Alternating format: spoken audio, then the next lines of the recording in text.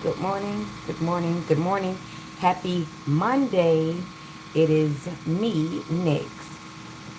Pardon me while I grab my heart out of my pocket. I've been protecting it a lot more lately. Got a lot of people trying to catch us unaware and off guard and out in the open, okay? So be mindful, be watchful, be ever watchful. Now is a time for desperate times. Now that the COVID slur has been wiped out of a lot of people's eyes, reality is now turning back, and people are starting to come out of that la la land where everybody was going to be famous and everybody was going to be this, that, and the third. However, no one wanted to put in the work, they just wanted the results like magic. Okay, so reality is turning back. The people that are in the offices, that are running the offices, they're like, hey, get your asses back in here. Yeah, not on my dime. We need people, we need bodies, and we need people to work for this regular rate. Okay, so gone is the idea that everybody's going to be a millionaire. We know that they're not going to let that happen.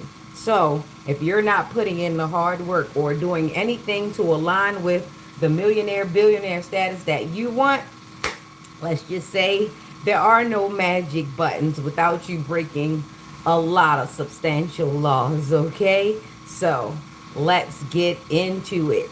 This morning, I'm still in Proverbs. We're going to do Proverbs 12 this morning. Hopefully, you had a great weekend. The rain was wonderfully refreshing. Brought a lot of breeze. There's a lot of green outside. A lot of renewal, a lot of restoration. Hopefully, some people did get their rest. I know I certainly did. I took advantage of that. It's nothing quite as priceless as peace.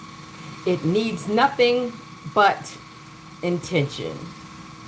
Intention on not interrupting it, on not turning on devices, on not staring at the screen for long periods of time. You have to actually choose peace actively and consistently. That means not allowing people to come straight in the room and talk and that sort of thing. You really enjoy your quiet. So if you were able to get a little bit of peace this weekend, kudos to you because it's much needed and it's a rarity and in a space where people aren't okay with quiet. They need some kind of noise going on, even some type of white noise. Are you able to tolerate your own quiet, your own breath, your own thoughts, your own reflections? Does it drive you crazy? Does it make you just have to call somebody to be there? 9 times out of 10, you're dealing with codependency. It just hasn't been said loud enough to you yet, or you haven't experienced it loud enough to realize that maybe you are codependent. You have to have someone in the room, someone around, someone in the house, someone, and you're not okay with flipping your thoughts by yourself. You feel a bit kooky, you feel a bit weird, you feel a bit disturbed. Well, that's a sign of codependency. Because honestly, when you come into this world, you come with no co-pilots, not unless you're a twin or a triplet or something like that. But other than that, you come in by yourself. So not being able to sit by yourself means that some things haven't been met in your life and you aren't meeting those needs. So if you aren't able to self-fulfill, that is a sure sign of codependency. If you can't come up with an idea or something to do, if someone has to tell you to brush your teeth and wash up, if someone has to tell you when to clean up, if someone has to tell you what to buy, 9 times out of 10, you're not as independent as you'd like to be, okay? If you always have to research an outside source other than yourself, you might just be codependent. So pay attention to the signs and the synchronicities. Not saying that it's a terrible, terrible, awful thing, but if you should find yourself with no one around, will it drive you crazy? Can you handle your own quiet? That is a question. A lot of the people running around boasting, acting as though they're big and tough, put them in the room by themselves and watch them break. Watch them cry. Watch them call out for somebody or try to need. or act out, something like that. Wine, they'll need somebody very, very soon. And this is why a lot of times they pick jail as a punishment, but there's too often somebody there, somebody ready to coddle, somebody trying to understand in a situation where it does not have to be understood. And this is why it shouldn't have to get that far. It shouldn't have to get that far. We have ready bars sitting in our minds all the time. Some people, unfortunately, they actually have to go through tangible bars before they realize that they're codependent and they're not able to act upon themselves. And unfortunately, for our prison system that we have, they have a buddy system, so you'll never find yourself by yourself, and you'll almost always come up with some type of mischievous act to get out of the situation or to put somebody even deeper in another situation. Okay? So be mindful. All right, let me grab this hat, get into the scripture. I've got some experience to tell you about because it was on my mind. Hook and Reel, to be exact. The last time I was at Hook and Reel, and I was thinking about that whole situation and how that whole thing played out.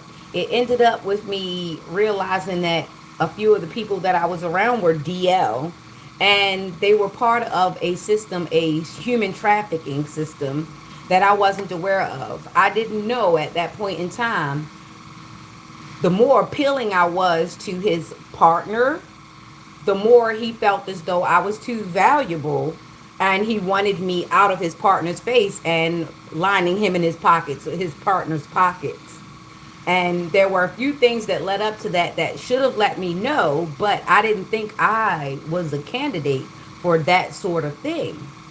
However, you never know what's on the back of people's minds and what they're trying to do, especially if people don't like working traditional jobs, but they want to spend untraditional money. One thing that should have been a red flag was the fact that he liked to gamble uncontrollably. I didn't like to go. I don't like to gamble. I don't even like to be bothered with it. So when that started to be a thing between us, I stepped off. Little did I know that he thought he owned me and he thought he was going to put me in a situation to where he could gain money, him and his boyfriend. So let's get into the scripture and then we'll get back into this story time, okay? All right. So hopefully you're having a great, great morning. You're starting off with a good cup of water, good cup of joe, good cup of tea, who even knows?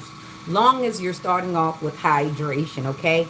It's really good to drink water before and after a shower and before sleep and as soon as you wake up because you don't know. And if you tend to go to the bathroom a lot at night, you can dehydrate. So definitely replace those liquids and think about some type of potassium electrolytes, some sort of iron, vitamin D, vitamin C. I don't know what your dietary or your vitamin needs would be, but act accordingly. Your body does need something, but be careful not to over supplement. It's best to eat the fruits. It's best to do the thing that makes the real vitamin. If you're lacking vitamin D, take more sun instead of more dairy, more milk, because there are problems that can arise in drinking milk, especially animal milk, and the sodium and the casein, and the way your body replies and responds to it. So, if you're not sure about what your intake should be as far as vitamin D is concerned, get a little bit more sun. We've got sunscreen. We've got all these different things to where you can get a little bit more sun. Take what resonates. Okay. Let's keep going. I'm always dropping gems. It's no way for me to do it if I'm talking. Something that you're going to need is going to come out. So don't take my words for granted.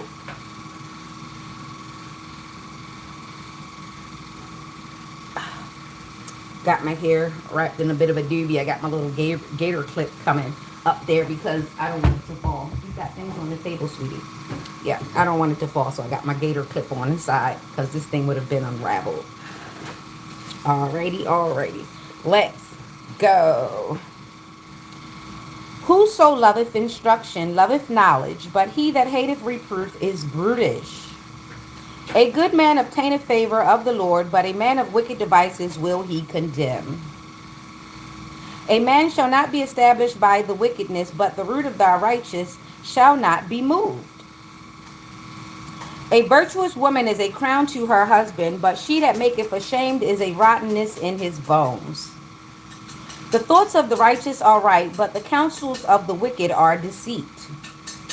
The words of the wicked are to lie in wait for blood, but the mouth of the upright shall deliver them.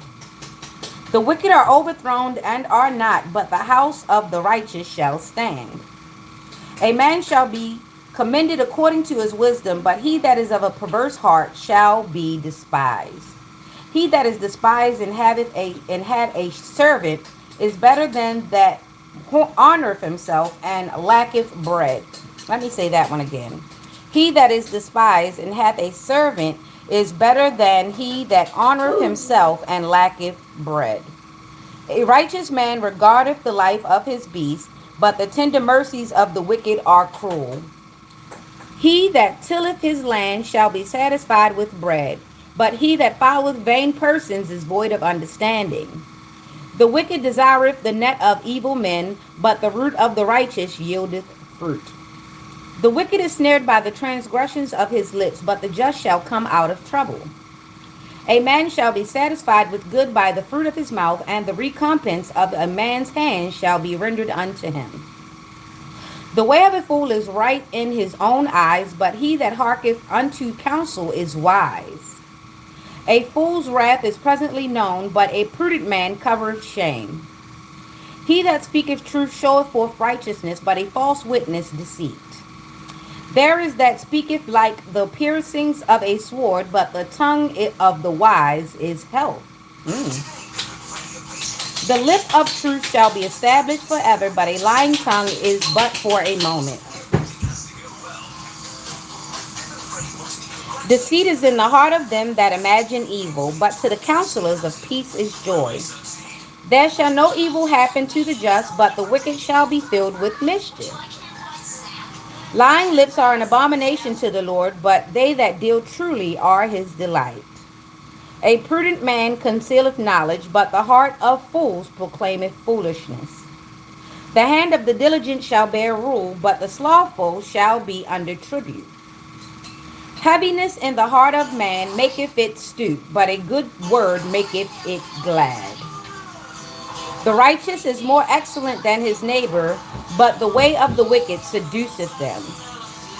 The slothful man roasteth not that which he took in hunting, but the substance of a diligent man is precious. In the way of righteousness is life, and in the pathway thereof there is no death. Selah, so be, so let it be. Amen. Ashe, ashe, ashe. Good morning. Take a moment to like, share, and subscribe to the algorithm so that those who desire and have like-minded relevance can come across this and be refreshed and restored. Okay? All right. Thanks a lot. Thank you for being here on a Monday. The attitude is straight up gratitude. Okay? I remember as I was ending my working, I decided I wanted to not work and as a direct care worker anymore. I wanted to get out of nursing and I wanted to transfer more into administrative. So I went into social work. Okay, I went into adult services, social work. However, I met some people. I did some things, and it seemed to me the better, the harder I worked, the more they wanted me to work, but they didn't want to pay me. So I decided that I was going to start doing things for myself so that I could phase out of the place. All right. So doing adult care, I did come across a home in which this is where I met said DL guy. And what was happening is he was renting a room there, so it was safe to me to say that he was not in a marriage, because when you're married, you usually live in the house with your person. And when you're dealing with people, you usually are with them and not renting a room. However, This is what we have to understand. In Baltimore, there's a system where people rent rooms to avoid putting their names on applications and having themselves be pulled up in a background check. Most of the most wanted, the people who are on the run, they are renting rooms. And there are people here that would not like to report their income. So they're very happy to allow a person to rent a room with the agreement that money will be exchanged. There will be no receipts and no contracts. So that's how a lot of people are hiding here in Baltimore. They're renting rooms out. So this was how he was able to hide a lot of the part of himself is he was renting a room, a back room to be exact, right? So I'm there with my paraplegic client, and at the time I had already just finished writing a book that I had taken a long time to write. The thing about it is I had to keep trying to protect my book because my ex-husband, he kept making me feel as though he was trying to hold on to the marriage so that he can claim something to my book. So I know he wanted some type of royalties, and because he has a baby mother who's always trying to get him to not take care of his child and just take care of her and his kids, she's always trying to disqualify me. She's always trying to make me not get money for my child. She's always trying to make him forget he has an autistic child, even though he has twins that are older. However, all kids have to be taken care of. Just because I have something going on does not mean that he does not have another half to take care of when it comes to this child. However, there has been a very uphill battle since I've wanted this divorce. There's been a very uphill battle since I've been trying to establish myself in this world. It's usually because there's someone that comes along. They're either envious, they can't do it, or they can't control me, or they can't make me give them my money. So they start doing all these weird things around me because they're spiritual bullies, rapists, and that sort of thing, right? That sort of thing. Why are you trying to take something from someone you don't like, don't care for, and you're not doing anything for? Why should you be entitled to this person's energy, any of this person's intellect, any of this person's anything, right? So, coming along. So I'm working for my client, and this guy, he's easy on the eyes. He sleeps in the back room. I'm really not trying to deal with him because at the time I was working with a independent producer named Antonio Mosby or something like that. We were on the film called Second Chances, and I had did something with Second Chances. I've also did something with Alvin Gray. However, a lot of things happened when it came to those guys. Everybody didn't deal with me straight up. There was a lot of back and forth. A lot of the females, when they came across me, because I wasn't all giggly and clicked up, and I'm not a clout chaser. I don't go to clicks. I'm not a click person. So a lot of them, they would click up and look at, and I'm not with that. I'm grown and I have other things that I want to do, and I have a brand to protect. When I come to do the work. I come to do what I said I'm going to do, and I'm gone off because I have other things that I want to work on. However, this doesn't rub a lot of people wrong when they need codependency. There are a lot of people who thrive on people's codependency. So that's another thing I'm always aware of. No, just no.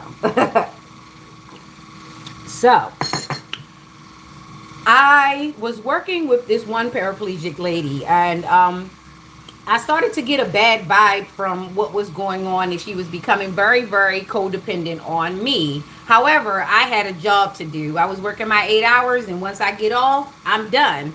They wanted to call me in the interim, on my days off and my personal time, and that's basically crossing my boundaries. So I decided that I was going to start making my move slowly but surely away. The thing is, when you're always constantly moving and evolving, people always want to know your business. But I didn't know all of the reason why they always wanted to know my business is so that they can try to sabotage me, call my jobs, make false reports, lie, that sort of thing. I really didn't know that Sandra Wallace at the time was a certified psychopath with connections. And she's willing to, lay down just to make sure that stuff works. If you don't believe me, ask Cheryl Wingate. If you don't believe me, ask Teresa Davis. They are witnesses to the fact that this girl, no matter where she goes, there has to be a whole conversation about me. And people don't know that she's really trying to steal my identity and basically throw me under the bus so that she can steal my identity and steal my family. She's really creepy like that. So, with that being said, yeah, shout out to the old Rosewood crew that basically threw me under the bus for this weak ass copycat. Something is wrong with her. I've never seen a human voodoo doll in my life, but I guess this is what my mother is using her as, a human voodoo doll, because that is evil incarnate, okay? Yeah. So anyway, so this guy, he's flirting. I'm trying not to deal with him because at the time, I'm kind of like talking to this guy who I was cool with. He was kind of short, but he was cool. He was cool for the time being. But I did notice that the guy had insecurities. For some reason, I always come across guys, and once they really get into my realm, they just start acting weird, right? So I'm working on second chance with this other guy who's a grip, right? And he's like, I met him on the set with the other Teresa Davis. So I know two Teresa Davises. I know Kicking in the Door with Teresa Davis Productions. And I also know another Teresa David who I worked with in the state, right? So that's the one who knows what type of nut Sandra is. Her and at Presley, Tracy's cousin Teresa. Yeah, they know what type of nut she is because they fall in alignment with that. That's how they get to spreading those rumors. And I'm always the celebrity. I'm just like, what the hell? Didn't know it though. So I come across this guy where I'm pushing him off for about a year because I'm still working and I really don't want to work. I don't want to work in a place and date a guy that lives in the place. So I'm pushing him off. I'm like, no, I can't do that. We're talking. We went out for maybe 2 dates, right? Now, at this time, I'm still thinking he's straight. So far, he's not pushing up on me for sex, but I'm still thinking he's straight. But he starts telling me about his friend, his guy friend, Kevin. You know, Kevin touches me on my arms and he's always squeezing me, and how you get those muscles? And I'm like, you sure he don't want to mess with you? But then he told me this weird story where he said a guy was on the couch across from him and he was on the couch talking, and next thing you know, the guy tried to service him, and he said he beat the guy up. But now listening on the hearsay, nah, he probably let the guy service him and then he beat him up because he liked it. I did read Donald Goins. There was a scene in there where the guy went crazy. He went in there, he didn't know he was going to like it that much, and as soon as he finished, he beat the guy to a bloody pulp because he liked it that much. And I think that's what's going on. Okay? All right. So I start dating the guy. The guy starts coming around. He has a few cool cars. I think he sabotaged my car because I used to have a white Challenger. And for some reason, when I started dating, my brakes and all sorts of stuff started happening. And not to mention, we got a lot of pseudo mechanics around here. So he's not above paying somebody to try to do it. I mean, if I'm sleeping and these people are walking the night, of course they can sabotage my vehicle, but that's neither here nor there. So that forces me to have to use his vehicle. I mean, we're dating, so I'm using his vehicle. Like I said, didn't know he had other relationships going on. However, the man stayed up under me, studying me, staying on the phone with Kevin. Now, Kevin works at the airport as a baggage handler. I'm not sure he has to do that. I think he does that so that he can steal stuff and get into people's information at the airport.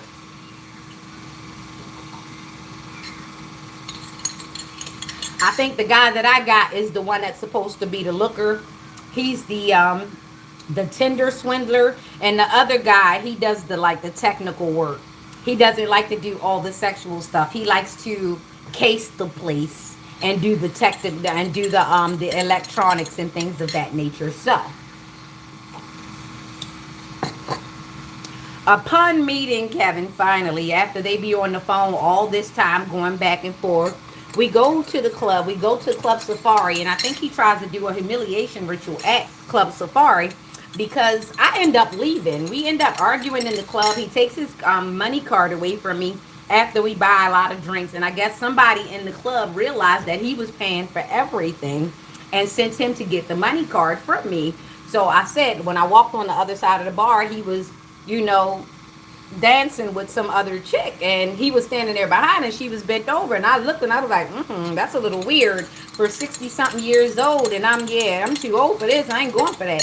So I get ready to leave. I'm leaving. So he comes out, argues with me. I still leave him. However, he never shows up. So he calls me sometime in the morning. He's like, oh, I got lost my motherfucking ass. You be drunk as shit riding around Baltimore City. Ain't no loss. You on autopilot. You just got a lot of addresses you can pull up to. You think I'm crazy? You ain't pull up at no address? Okay. All right. At that time, I still wasn't claiming them, so it was all right. It was all right. Because I still had to figure out what the hell was going on, because they kept talking about some girl Bella and how they got the beefing with the man at the club at McDougal's over Bella. So fast forward front, I think they was trying to sell Bella into human trafficking, and the man kind of knew, because why was they so fixated on Bella? And they became fixated on me. I could tell you what happened at the Hook and Reel when we went to karaoke. So me and Dude had a good little nightlife. We was hanging out, going to the clubs and stuff. He was doing his drinking thing, and I was doing my dancing thing, because I like to go and hang out and dance. Not big partying, but the fact that I had somebody to escort me out, yeah, I could enjoy the party life a little bit. Little did I know he was going to take that and tell everybody that I was just a party girl. No. I was actually keeping him from killing his damn self, okay? I was the one making him go to hell to sleep, and he got upset with me because he couldn't go out and gamble like he said. He wanted to be out in the street, and I was actually turning him into a classy person who goes out and drinks and eats and comes into the home at a good, decent time. He thought that was boring, so I let him go on about his business. So one day he calls me to go to Hook and Reel. He finally got his friend. To come out. Little did I know he lived right there. So we go to Hook and Reel. His friend came in. Now I'm sitting there and I'm watching the whole Hook and Reel, and I'm like, damn, everybody either gay or bi or bisexual or both ways or this and that. I'm looking at everybody, right? And the buff guys that I see in there, they gay too. So he looking around and he looking at me funny. So he like, you good. You real good at that. Trying to fake me, right? So he like, you know all these guys gay? Is he gay? He start pointing to people to ask, is he gay? Is he gay? He said, So he looking in my eyes and I'm looking in his eyes. And at that moment, I started to say, and you is too. But I'm too smart for that. I said, oh, he is. And I turn around and I overlook him.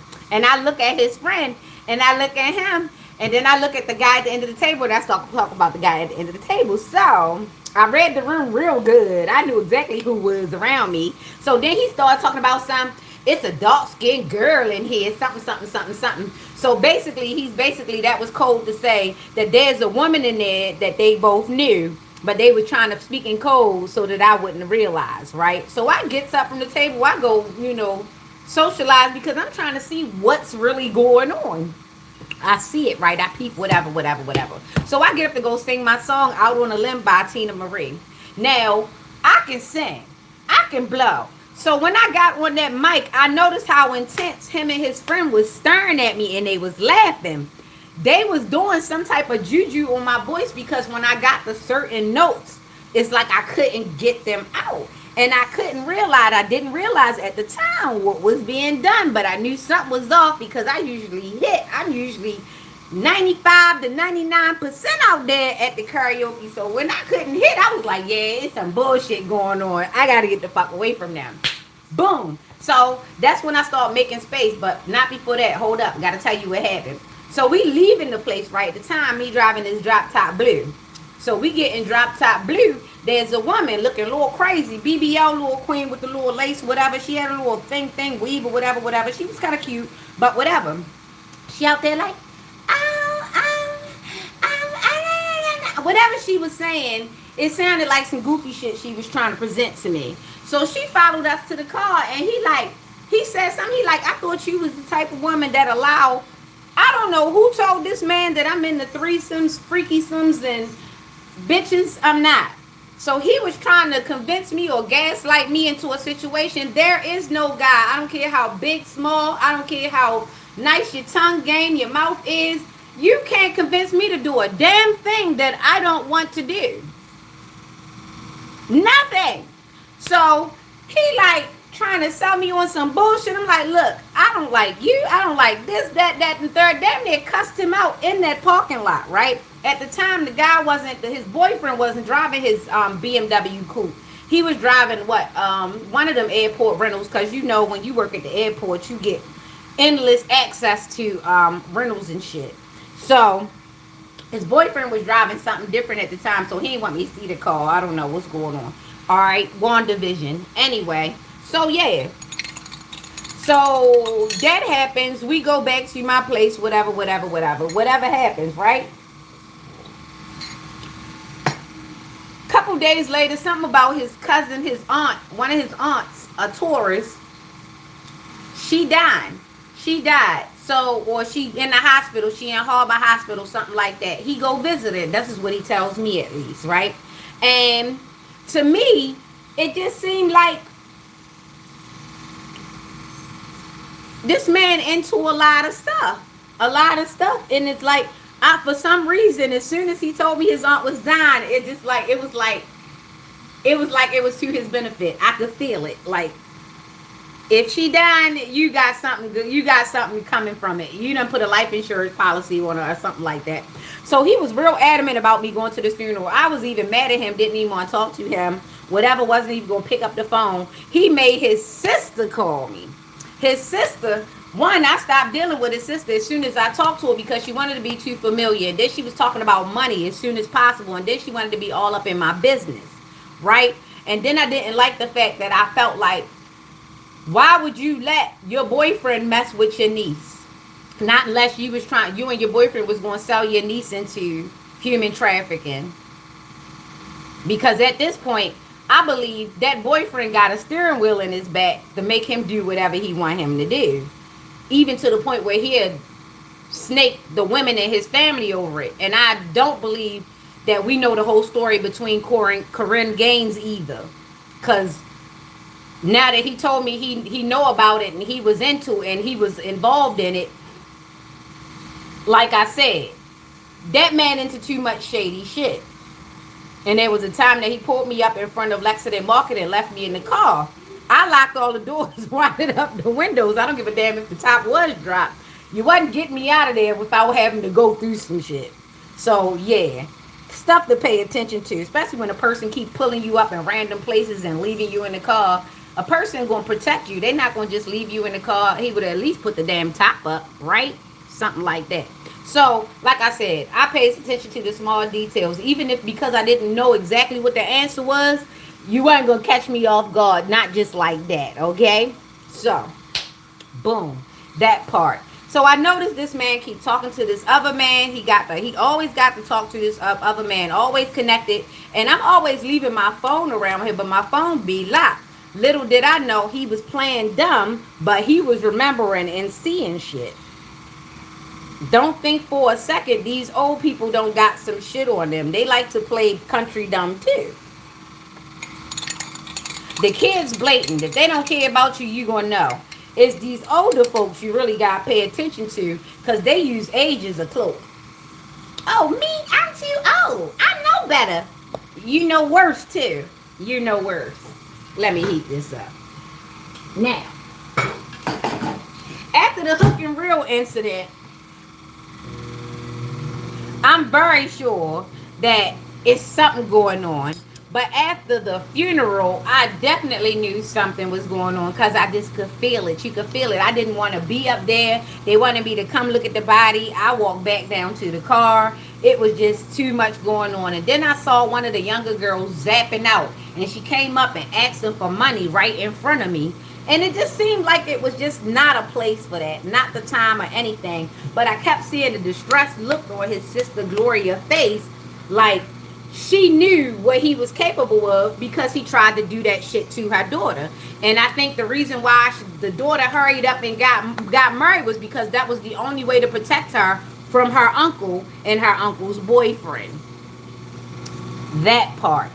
And by the way, Kevin, can you stop riding past my house? I see the damn BMW and your skeletal looking ass. Stop riding past, okay? You, your friends, your harem, all the chicks from Vital Records who scared as fuck because y'all done did some shit, hooked them up, probably gave them a couple dollars. Now they trying to cover y'all asses because of the simple fact all y'all in the same ship together. Stop stealing people money. You wouldn't have to be so skittish. Some of y'all done turned gray within 2 weeks because y'all worried because y'all done did too much. A lot of people don't understand they don't got no future, and y'all right walking past people trying to look good and look down at people, and the reason why they broke is because of your punk ass. The reason why they can't get nothing, the reason why they can't get off the street, the reason why they can't get a good credit score is because y'all going up in these people's Lexus, Nexus credit accounts. Y'all going through people, taking people airline stuff and going through a compare notes and stealing from people, and then turn around and say, I don't know why them people act like that. That person is crazy. No, you a thief and a sociopath, and you bold enough to go in people's and play in people's face while you really stealing off their backs. You're stealing out of people's paychecks. Yes, Latrice and you and what's her face? Gray, whatever her name is. What is it? That thing at work at Excelsior up the street. Yeah, y'all embezzle money too. Y'all embezzle money, and I guess Bruce and all them let y'all get away with it because y'all willing to do a few things strange to keep maintaining that change. Same thing with my brother. You come straight out of jail.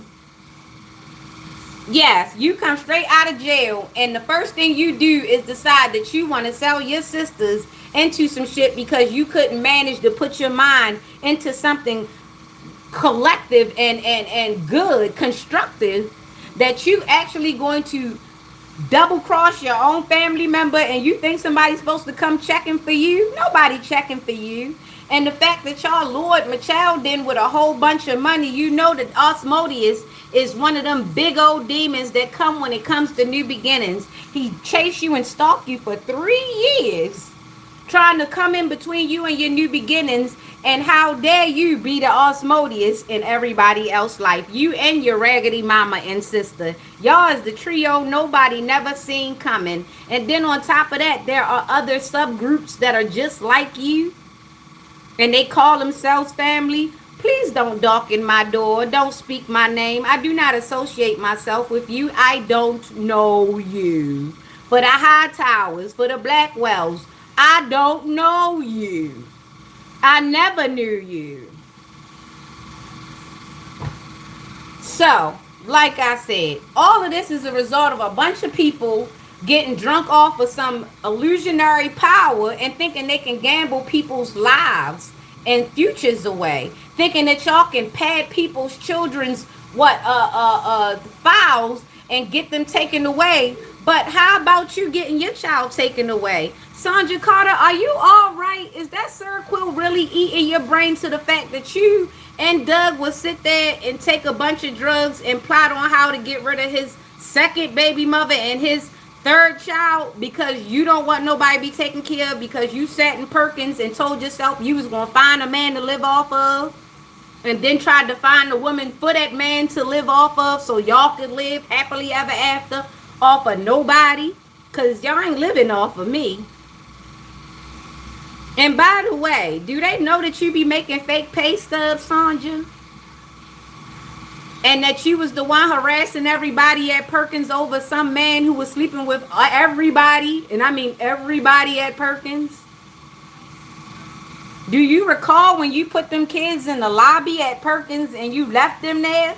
Because I ain't never put my child in the lobby nowhere and leave them there. Yet you the one running around Howard County trying to defame my character, acting like somebody's stalking you, but I don't like you and I don't know your address, and I would never drive to your home knowing that that's a dumb decision. But I know you drove to my home when I used to live on Willern and got beat up because you attacked me.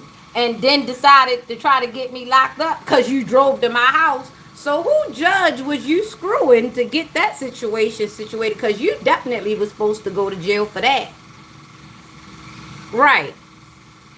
And while Doug is still trying to tell my business, did you tell him when you was locked up in that mental facility when that girl Barbara called and told me you was cheating on me and you decided to get in the tub and commit suicide, but not really, just enough to color the water? So you ended up in that mental facility and then came back and decided you was going to try to make a relationship with one of the crazy bitches in the mental facility? Did you tell everybody that when you was trying to tell everybody I was crazy? Did you tell everybody why you couldn't come back to work for a couple of months and that your mother begged for you to come back to my house and not her house because she didn't want you at her house because she was trying to get some pipes? I mean, I'm saying, since everybody's telling everything, did Sandra tell you that she was trying to run an escort business from the jail? She was trying to hook people up with all of the Africans who couldn't find a woman, so she was trying to give everybody number out so she could sell coochie. And she was willing to sell her own child if her child didn't listen to her. Did she tell you that? Or did she tell you that she let that fat boy come over our house and push her head down between his legs so that she could say that he raped her? Or y'all still gonna keep going over there? Because she got that hidden camera just for the sake of extorting you. I mean, her mother is the community police, so she gonna basically try to throw everybody under the bus. I guess that's why she got them 53 stitches up her arm when she tried to get me to go to some other woman's house to fight. And I stayed there in the house with my boyfriend at the time and told her I don't go to people's house to fight.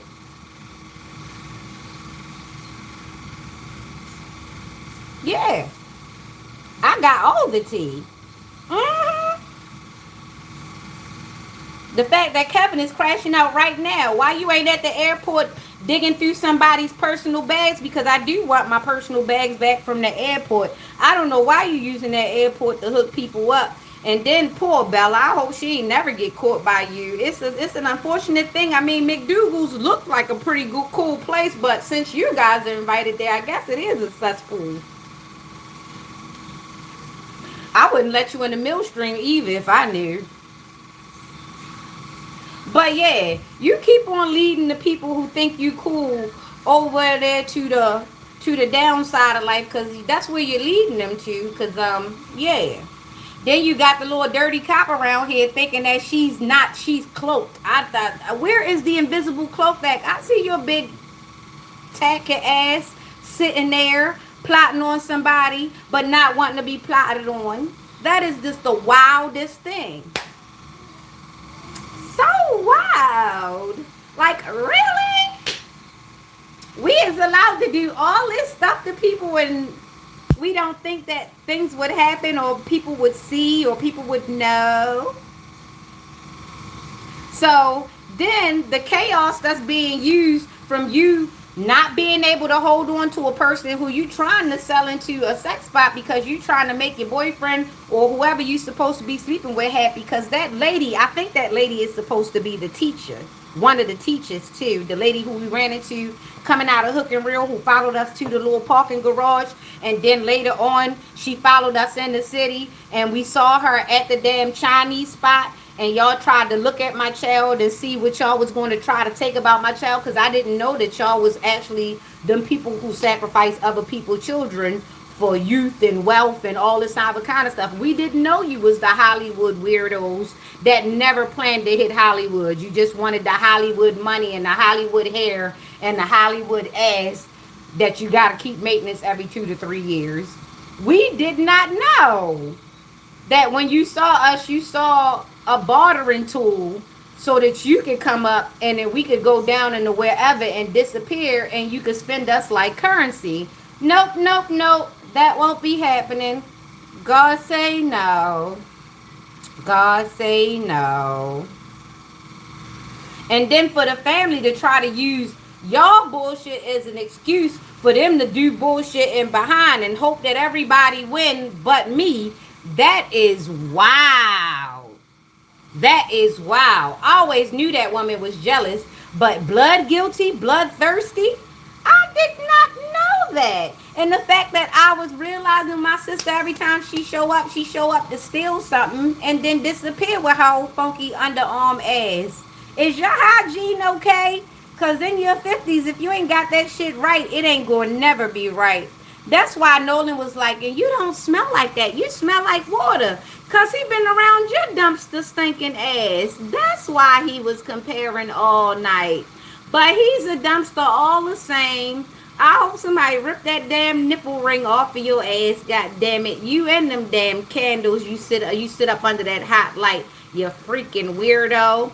I know people think just because you're light skinned, you're a nice looking person. But if they really knew how freaking weird you were, like weird, like Howie Mandel fly project weird.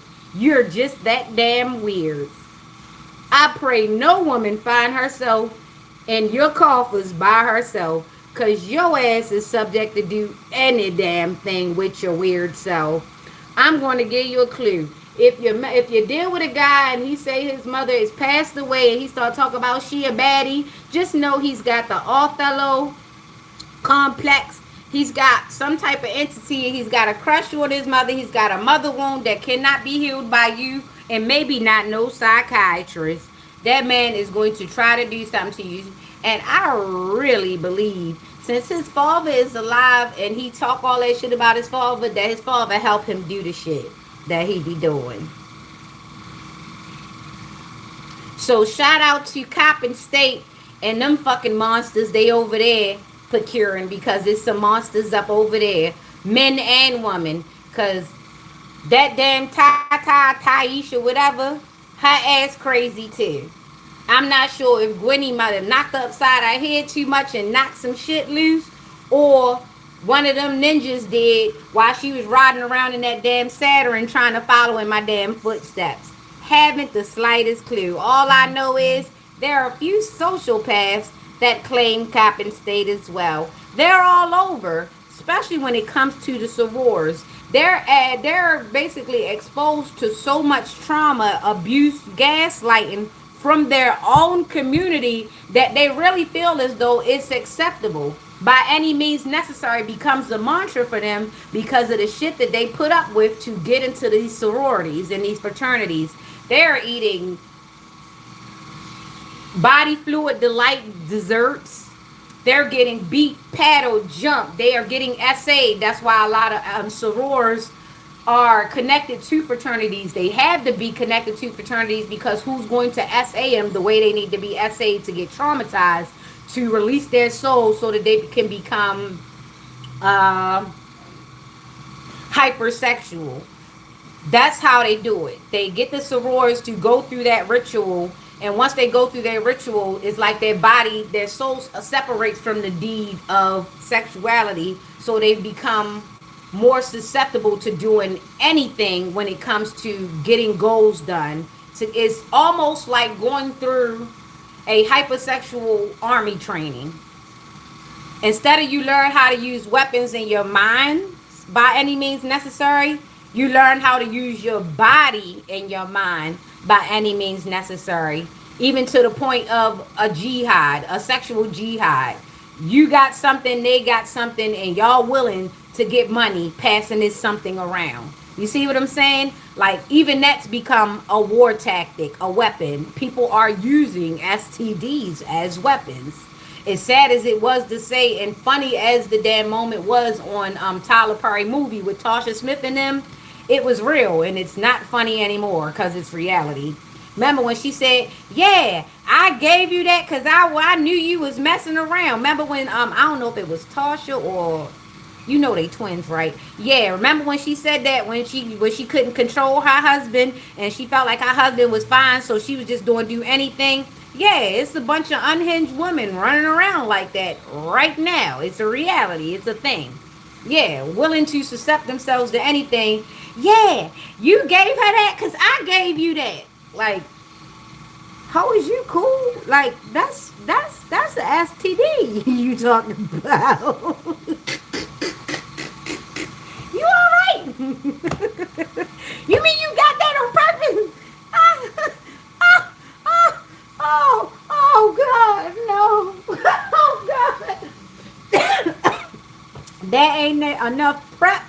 amoxicillin, penicillin, cillin in the world to make me keep taking my body, my ovaries, my life, my immune system through that just to control another human being or for a come up. Like, are we cool here? So yeah, this is how all of this stuff started. I kept running into people who didn't want to work and kept looking at me work, so they told themselves that they were going to basically trade me in for whatever I was worth so that they didn't have to work hard. And I think that was the most delusional story or scheme ever sold amongst people. Especially since I ain't never did nothing to none of these people because I don't see any point. I really don't. I don't see any point. I still want my money from the films that I did and the appearances that I made. Even when I started singing like as performing, not just karaoke, they put a lynchonette. I think the gay boyfriend didn't like that because he like, how dare you go mess with somebody who's not just a pretty face and a butt. She actually can say something about what we got going on. You are never supposed to mess with nobody who could actually say nothing. Now this man got the ride through the city all night and all day trying to cast hex. What was funny was when he hexed you that night when we were supposed to went to the premiere, and you kept saying that you couldn't breathe and your mouth went real dry. His mouth looked like a butthole. It looked like a hole, the end of a chitlin. He was like, we had just left his house. That was the day of the funeral. The day of Aunt Jamie's funeral. I was supposed to go to the premiere, A Second Chance, with Antonio Mosby and all them, right? So, we coming down the street. I'm dressed. I'm cute. I got on my hat. I got on my stockings and everything, right? We leaving from Kevin's house. Kevin mad because I wanted to leave. I think Kevin was mad, but Kevin didn't say anything because I wanted to leave. Their thing is they were supposed to be drugging me that day. They were supposed to be drugging me and doing something to me that day. But however, I felt uncomfortable.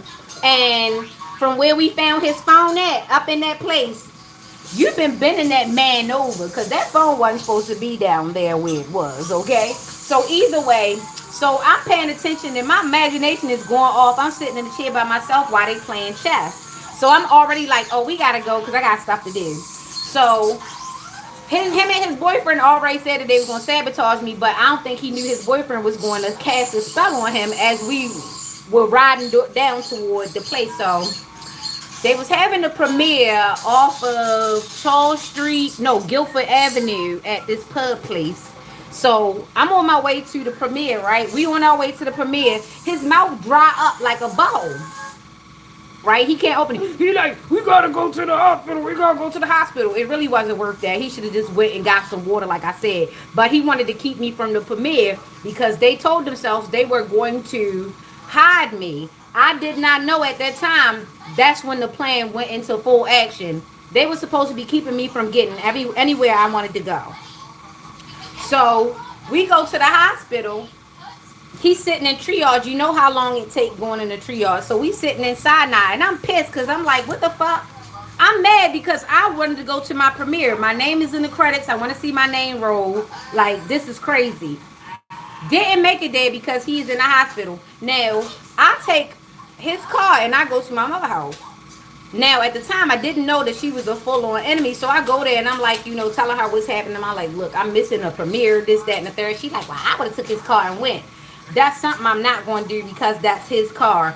If he would have called the police and said I stole his car, he would have been right because that's not my car. He did not give me permission. So that was the bad advice she was trying to get me. Either way, all of them was trying to get me at that point in time. I didn't know, but I could feel it. So whatever happens, that night passed by. We go back. I'm pissed because I'm like, at this point, I got to get the fuck away from you. I don't care what you do for me. I don't care what you think you do for me. The only thing you ever did for me was pay $700 toward my lawyer fee and let me borrow these fucking cars where you barely putting gas in. So fuck you for real. And I don't really like you that much no more because you're needy. You're needy as fuck. And you're too old for that. I need shit and you can't provide it. And fuck you, your boyfriend, and your goddamn family who I already see is in competition with me. So hell no. So when you basically said, oh, I need time to myself, I said, I hope you come back. Can we get married? Are we going to get married? Because I knew that was going to make you take longer to get back to me. So reverse psychology was what we both was on at the same time. It's just that you thought I was stupid. So I said, okay, either you marry me or you don't come back. And he was like, oh, well, I need to take time. And you thought you was breadcrumbing me when really I wanted you the fuck gone. I started praying about it immediately. That's why you kept waking up and seeing me on the side of the bed in the Bible. Because I'm like, how the fuck to get the demon gone? It's really a demon in here. I can't tell him I know he's a fucking demon. God, please help me. And he helped me. He let you put your ass on your back one day and you got it in your head. And that's when I saw the duct tape in your trunk of your damn car. And I was like, hold up. This nigga lazy. He don't do a lot of shit. What the fuck is the duct tape in the back of the car for? And I said, that shit for me. So when Thanksgiving came and you came around my mother and the first thing you said was, oh, you are so beautiful. You did that shit before. So I remembered the tone of voice and the cadence. I said, yeah, this is this motherfucker trying to triangulate me. And he tried to triangulate me with a bitch that I don't like. So that's the second time you did that shit. You don't get a third time. So right then and there, I'm like, yeah, that's what's up. This is the end. The ending of the story. So you came and you switched cars with me that night. You switched cars with me that night, I guess, because somebody told you they wanted to pull up in the drop top. They didn't want you driving the truck. So while I was at my mother's house while she was cooking dinner, she tried to send me somewhere in that truck and that truck stopped working.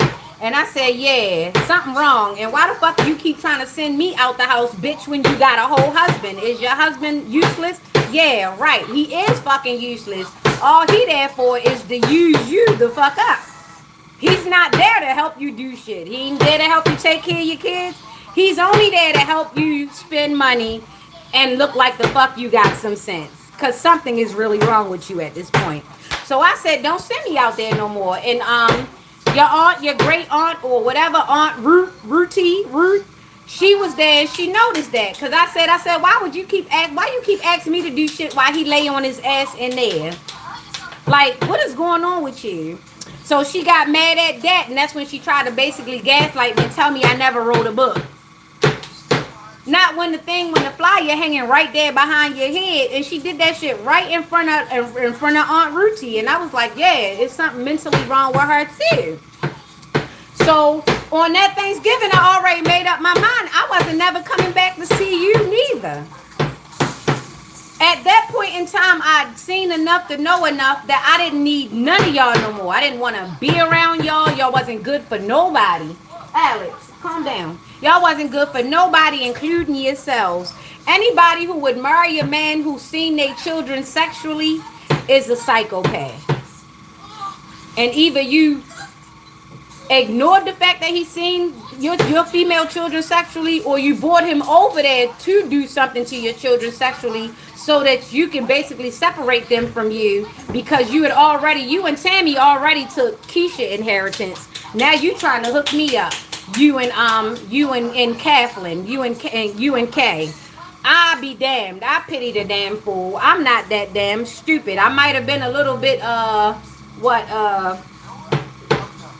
busy. I might have been a bit distracted, but stupid I ain't. I was a little bit overwhelmed because you kept sending every family member with a problem to me instead of you be the matriarch that you were supposed to be. You kept shirking the shit off of me, but stealing, I draw the line at that. Acting like you holier than thou while you sitting there taking somebody's backwash every day because you married to the nigga. I digress. I'm not doing none of that. And you got mad because even when I was dealing with pieces of shit niggas, they were still better than your niggas. How many women did you chase out of your bed? How many? How many people did you chase down Ford's Lane? And did you ever tell your sister when her husband started messing with that woman up the street from your house and she bought that man a motorcycle? Yeah, Phil, Phil. Yeah, the one that lives right directly across the street from Jay. Uh-huh. You ain't never tell you like you ain't never tell me when you seen my ex-husband cheating on me all the time. Because in your head, you don't mind everybody else's husband cheating because your husband cheats. So if you can't have it all, nobody can have it all, right? Yay! And that was the tea. Keep y'all punk stupid ass away from me. You're male centered or you're female centered. Either way, you're not God centered and you're not you centered. So you're really not going anywhere. You're just going to stay in the center, going through a damn cycle over and over and over again.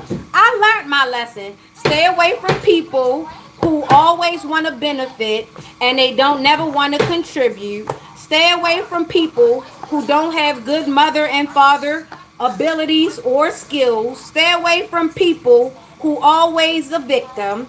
Stay away from people who always complain and never got a solution. Stay away from people who always claim, who always trying to browbeat somebody with spirituality, but doing the backwards thing. Stay away from hypocrites. Stay away from men who actually keep talking about sex and they're not good at it. Stay away from men who don't respect other people's sex. Stay away from men who think that they're supposed to mess with their daughters.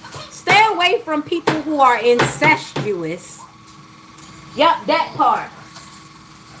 Stop. Stay away from females who always want to be, who always got to try to humiliate other females to feel like they're the best female in the room because men feed on that, and at the end of the day they think you're a stupid hoe too. That sort of thing. So yeah, just stay away from people who don't contribute a lot of life. Stay away from people who are hypocrites. Stay away from people who still doing the same thing but complaining about it.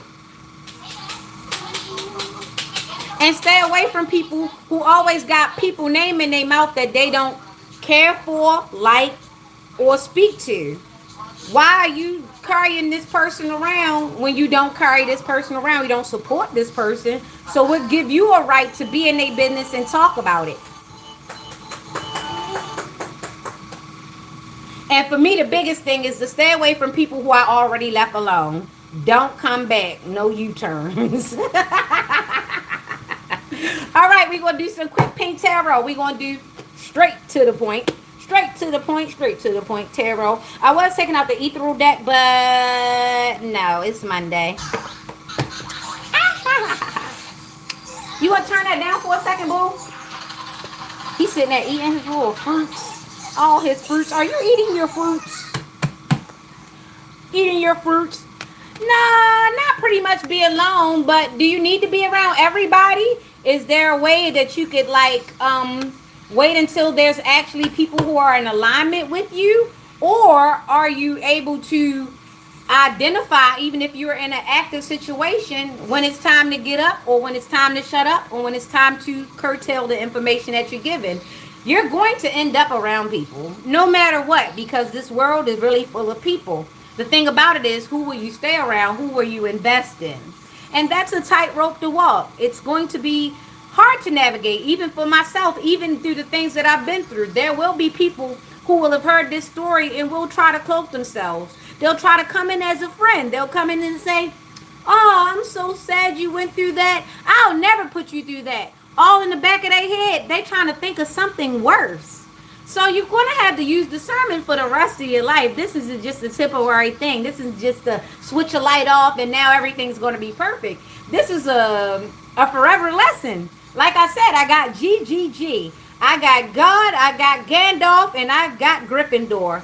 God, because he's the answer. He's the Alpha and the Omega. He is the way, the light, and the truth. I got Gandalf because we understand that there's levels and you might have to take yourself down and take yourself out before you actually become restored and reborn.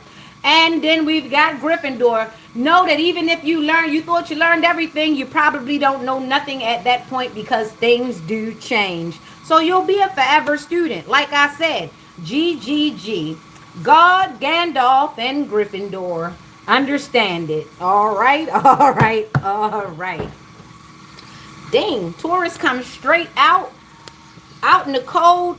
Okay, this looks like exact the last spread that I had yesterday. So give me a chance to shuffle and let's get through it. We're going to try to get through this in 50 minutes. Can you handle it? I can go there, baby, with you. We gon' get it up. We gon' get it up. We gon' get it started. Usher. Usher. Okay. 17 and 2. 6. All right. 17, 2, and 6. There are some people who are coming in the chat and they still have that juju on them and they're still trying to bind people. However, in the sorts of things, there are lots of cord cuttings. There are lots of spiritual baths. People don't want to be connected to those people anymore. People are tired of being put into situations where people are taking advantage of them. All right? We've had a lot of situations where siblings were sexually assaulting other siblings, cousins. This thing has been as old as time, but now it is time to call it out, bring it out so that these things can stop happening so often, okay? A lot of this stuff came from slavery and wanting to have the privilege of taking people's things and taking things that are precious to people because it's a power play, but it's also a separation of the soul. A lot of us have become Horcruxes from the amount of trauma that has happened that breaks the soul away from the body. All of these experiences, the traumatic, it's like a broken mirror and all of the pieces are scattered. But the piece the piece that got caught, it traps the image. I'm not sure if we got a lot of Harry Potter fans or things of that nature or Dragon Ball Z, anime. I'm big into anime. I am the nerd, the dork, the geek. Yes, I am. But yeah, it's something like that. You want to keep yourself from being a fragmented being. You want to be whole. You don't want to be a slice, okay? So when you keep going into areas and you don't give yourself a chance to heal, to regroup, to recompense, you are fragmented and you're basically giving out pieces of a whole. So you're not going to be a whole person when it comes to meeting your whole purpose. So you need to call back all your pieces, all your power, all your health, your wealth, your abundance, your time, your energy, your power, so that when you do meet the group, your soul tribe, your partner in life, or your next child, you are a whole person and not fragmented and not giving off anxiety and not giving off trauma, okay? And bad lessons and generational curses.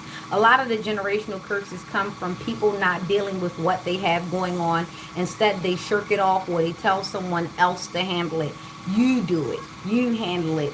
Or they say, oh, well, I can't help you with this. Call this person. Somebody wanted to be the leader, but they didn't want to do the work. They wanted somebody else to do the work, but they wanted to take the credit. Somebody wanted to say, oh, but I taught them that. Oh, but they learned that from me. Well, here's the thing. If the person learned it from somebody else, then that person is the leader. Doesn't matter what you taught them. What matters is who did the work, who did the shadow work, who passed the message, who got their hands dirty. There's somebody who wants to take credit and they don't want to get their hands dirty. They only want the benefit. They only want the result. They only want the credit. They only want the pedestal that comes with it. They don't want to actually be the one giving the advice for the fair fact that they might give the wrong advice, and they have. They've seen themselves destroy other people's lives. And this is why they want to push someone else in the way and have them take the karma. It won't happen, okay? It won't happen. So, we've got Aquarius here, Cancer, and Scorpio. We are starting from Aquarius. We're starting from the top. We're starting from the first air sign, okay? Aquarius, which is the 17, the water bearer. Hope, calm, faith, purpose, renewal, spirituality, fortune, good omen, rejuvenation. All right. And then we've got 2, unified love, partnership, mutual attraction, proposal, marriage, connection. Then we've got 6, familiarity, happy memories, reminiscing, childhood memories, innocence, joy, nostalgia. So somebody has star energy, their main character. They are about to enter into a union. They are getting equal give and take to the universe. All right. So somebody is about to find their forever love, their forever tribe, their soulmate. Somebody is about to come in union with not only themselves, but the world as they relate to it. There's going to be a lot of good things happening, and you're going to have to be very, very careful with letting things that don't need to be there stay in the way, because if they're occupying the space, the things that are good for you aren't going to stay. So this is now a big time for discernment and temperance, okay? So be mindful, use all of your senses, okay? How things taste when other people are around, how things look. Are they confusing? How do they make you feel? Does your heart beat faster? Does it slow down? Are you on an even kill? Are your palms sweaty? How do your feet feel? How does your gut feel? Okay. What are you hearing? Is it calm? Are you getting gentle nudges? Is somebody pushing you to move too fast? Is this aggressive? Is this passive? Is this direct? These are the things that you have to ask yourself on the inside before projecting it on the outside. Okay? Because you never know what a person rehearses. You never know what a person has planned on the outside until you do. So, don't make any assumptions. Be present, be in the moment, be aware. Ask the questions if you need to, but ask yourself before you ask outside of yourself. And that should help you narrow things down a bit. And if you leave the situation even slightly confused, it's okay to disengage until you get another situation that you feel a lot more comfortable and a lot more direct with. Okay? All right. And even if you do feel direct with a situation, always have that emergency panic button in your head, in your mind, in your heart. So that if you need to jump ship, you can, because it only takes a moment to change. Notice how that eyes narrow, how the forehead does crease, the laugh lines or the lack thereof. They're going to tell you. Yes, you're going to have to start trying to be a body language expert. People are hiding things nowadays, mostly when it comes to mental health. There are so many drugs out here that people are using to mask so many things. Those are the things you're going to have to pay attention to. If a person takes prescriptions, you might want to ask what that is. Maybe not on the first date, but if you're going to be in this person's company, you need to know the emergencies. You need to know what could happen, what it looks like if something is going wrong in an emergency. I would hate to be out with somebody who has epilepsy and I don't find out until they start seizing. You understand? So those are things that you need to be aware of. I'm not saying go on your first date and just give them a whole list of all these things. What I'm saying is be aware. And if you don't feel comfortable sharing that sort of thing, then maybe you shouldn't date that person, or maybe you should give it more time, okay? Because time can tell a lot of things. And everybody's not going to be comfortable within the first week, the second week, the third week, or even 90 days. It takes a while. You can know a person for your whole life and still never know them, depending on what they wanted you to see. So be aware, be alert, and be ready in case you do have to jump ship. I would suggest swimming lessons. Okay? All right. Okay, so Aquarius, Sun, Moon, Rising, Aquarius, Cancer, Scorpio. Take what resonates, leave the rest behind. These are characteristics, not exact traits. It does not have to be these zodiac signs, but these are the personalities. You know, Aquarius is the water bearer. They know how to control emotions. They also know how to. Okay. Okay. Yeah. So as an Aquarius, they can provoke you one way or another. They can influence you one way or another. They can have a a way to move feelings in your life, be it good or bad. So with the Aquarius energy, they are water bearers, which means that they have a lot of control, a lot of emotional intelligence. Now, some use their gifts for bad, some use them for good. Some people know that they can influence the room, and they will use it to for bad things. And some people know how to influence the room, and they will use it to optimize the positivity in the environment. So be aware of who you are as an Aquarius. Now we've got two, unity. Now, this is unified love, partnership, mutual attraction, proposal, marriage. So someone is coming into an proposal. It doesn't have to be romantic. It could be a business proposal. It could be someone proposing to be your friend. Just somebody who wants support, needs support, and wants to offer support. So just be aware. Don't overshare. Just, take your time. These things will come in due time, okay? Roll out the red carpet gradually, okay? Then we've got the 6. Be careful of what you're putting out because you will most definitely receive it back. But in the same sense of things, don't take for granted that you might put out a good signal and somebody might put out a bad one. That's the time for your antennas to go up and say, you know what? Let's disconnect, let's disengage and be out of there, okay? So, 2 plus 6 is 8 plus 17. Let's go. 18, 19, 20, 21, 22, 23, 24, 25. That is 7. So that's a complete cycle. Somebody is going to go forward and they're going to live life happily and objectively. They're going to live life accordingly. If you're on the ship and you can swim, that's what's up. If you're no good, walk the plank. Get up off of here. And that's what it is. Somebody is learning how to be very unbiased, but also protect themselves beyond reason. Okay? There you go. The answer was, which is 7, complete cycle. All right.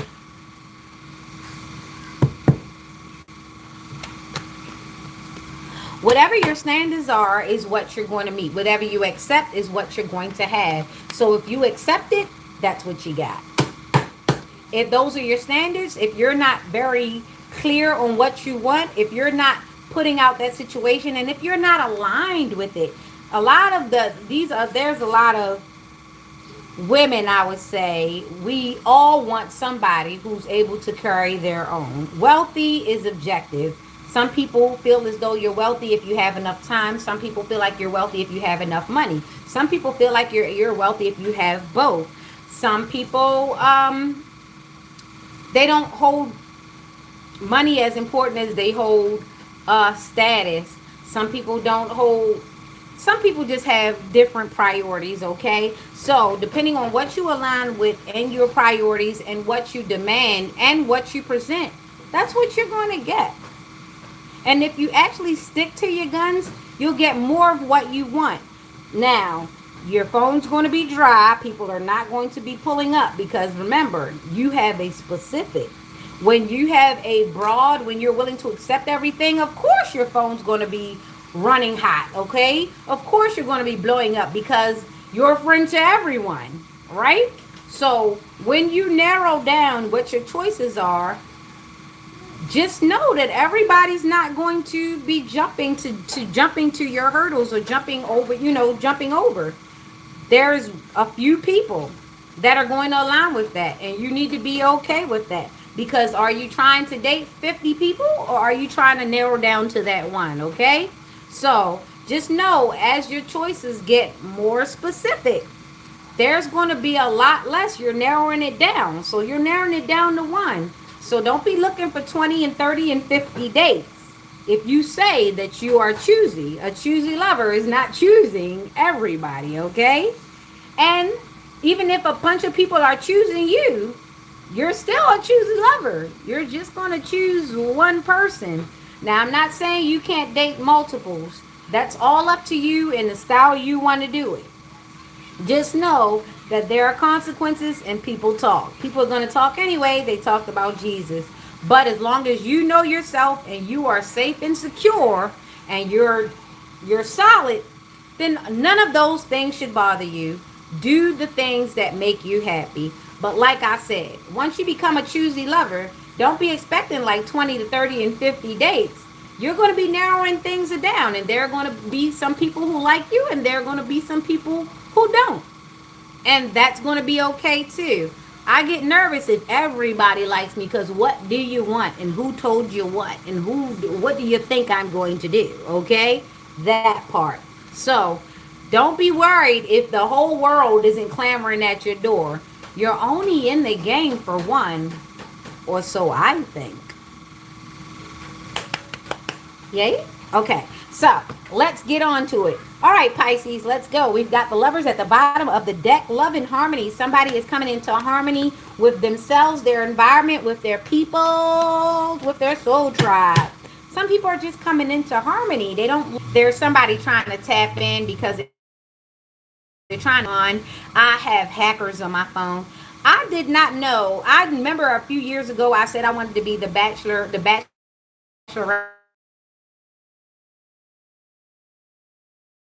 So I was going in this form. I did not know. Okay, I did not know everybody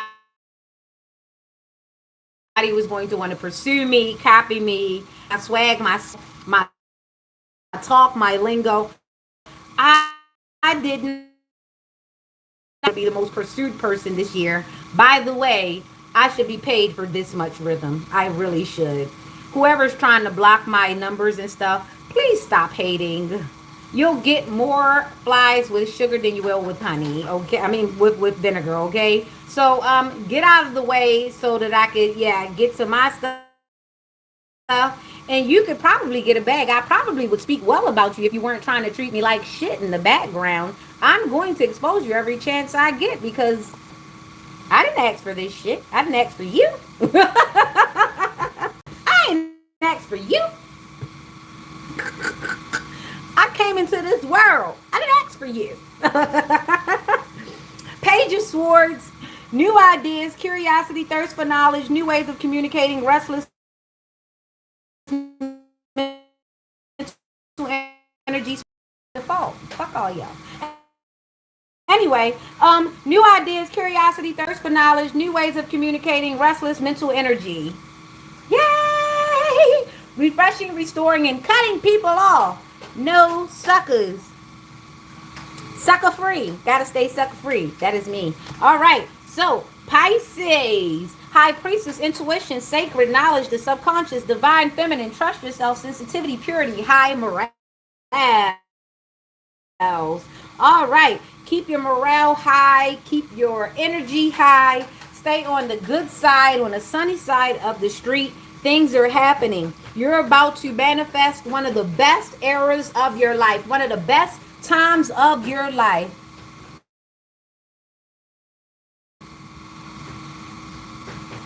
Moment I survive, alive, alive. I can feel so alive. But now it just came through. All right, so somebody is about to blow the spot up. Somebody's about to have their moment in front of everybody, and it won't be. It will be undeniable. All right. Somebody with the Pisces moon element. Oh, wow. It's not even a Pisces out here, but the high priestess is usually. Nope. Nope. Nope. I just see a 2 and a BJ. Somebody's a head doctor.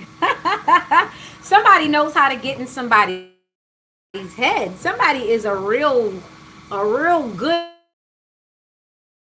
happen. Okay, that's not Pisces. Ow, but this is the Pisces reading. That's why it's highly intuitive. They're highly neurotic. They're highly in their mind. They're mental. They're a mental warrior. So somebody is definitely strong-minded with this Page of Swords and this High Priestess situation in this Pisces reading. Somebody is nearly above reproach, but no one is above reproach. I said nearly. Somebody has cleaned themselves up so pristine, it's almost, well, it is. It's illegal to even go and trespass because how is it so freaking clean over there? Jeez, look at that. She got on the black and white. She got on the all white. Somebody's under ritual. Somebody is going through a rite of passage. Okay, so now we've got the one. We've got the abundance, manifestation, opportunity, new career, financial opportunity, new venture, prosperity. Somebody's getting a promotion. Somebody's ascending from one position to the next. Somebody's getting a higher rank. Somebody is ranking up. This is beautiful energy. Some ascension symptoms. Oh gosh, my ears are popping.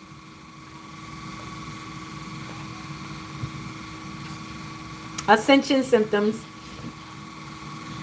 We're going up. Also, someone is trying to tap into the energy because how dare we be the truth?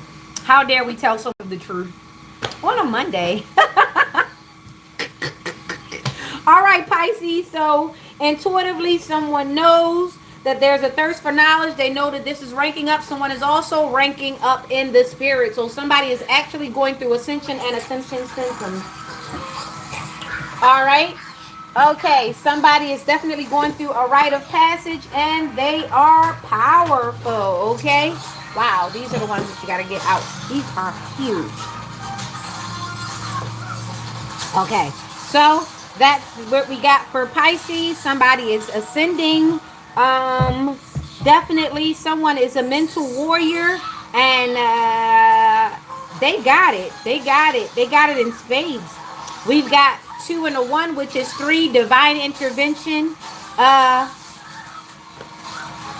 Somebody is in the hand of God.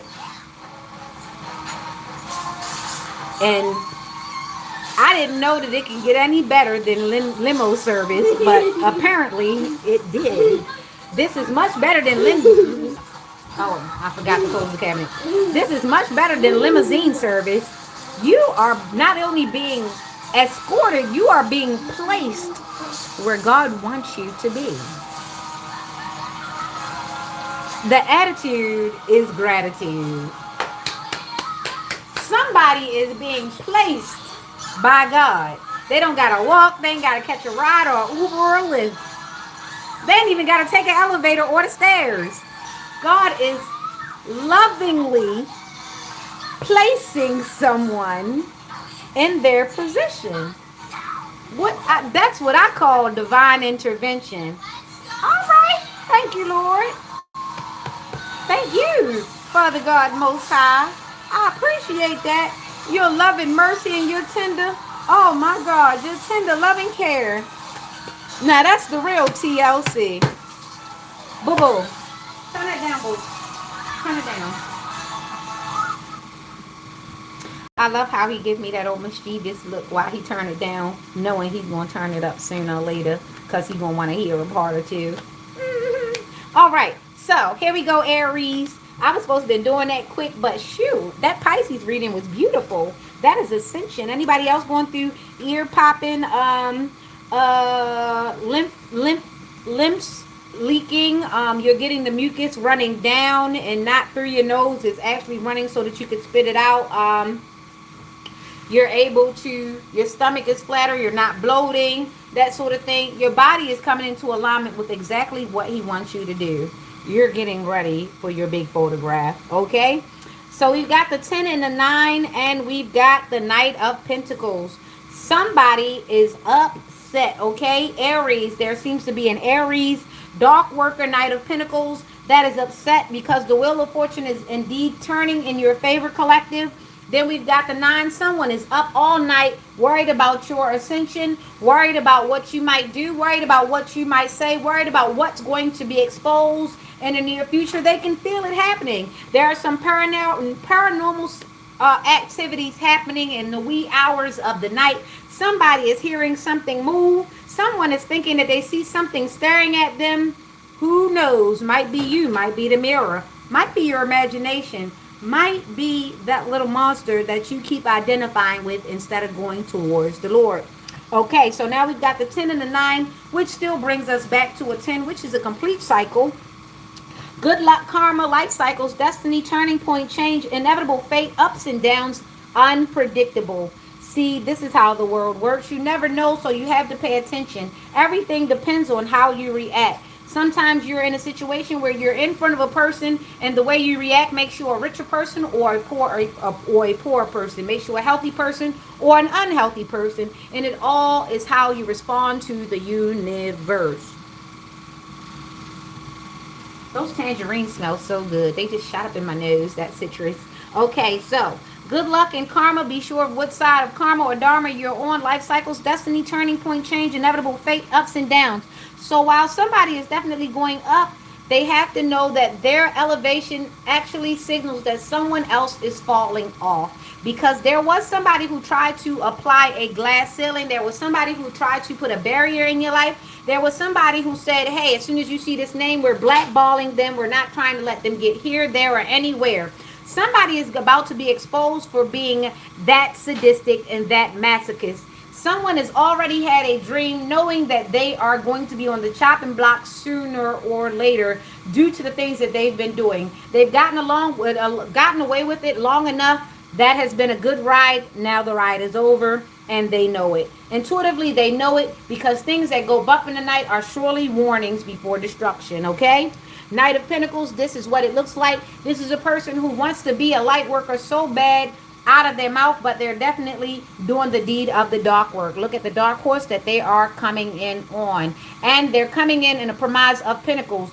Be aware of people who look like they have a good life, look like they have it. However, they're able to gaslight you into giving your things over and they're taking credit for it. So be aware of those fake guys or those fake women who act as though they have it, but they don't have it. They just accumulated it from somebody else and they're looking to get into your pockets before you realize that they didn't have anything in the first place. They're just dealing with the residue from the last relationship. And it happens to look good enough to get you to let go of your guard, okay? So be aware of people who are actually able to pretend long enough until they can pretend in your face, all right?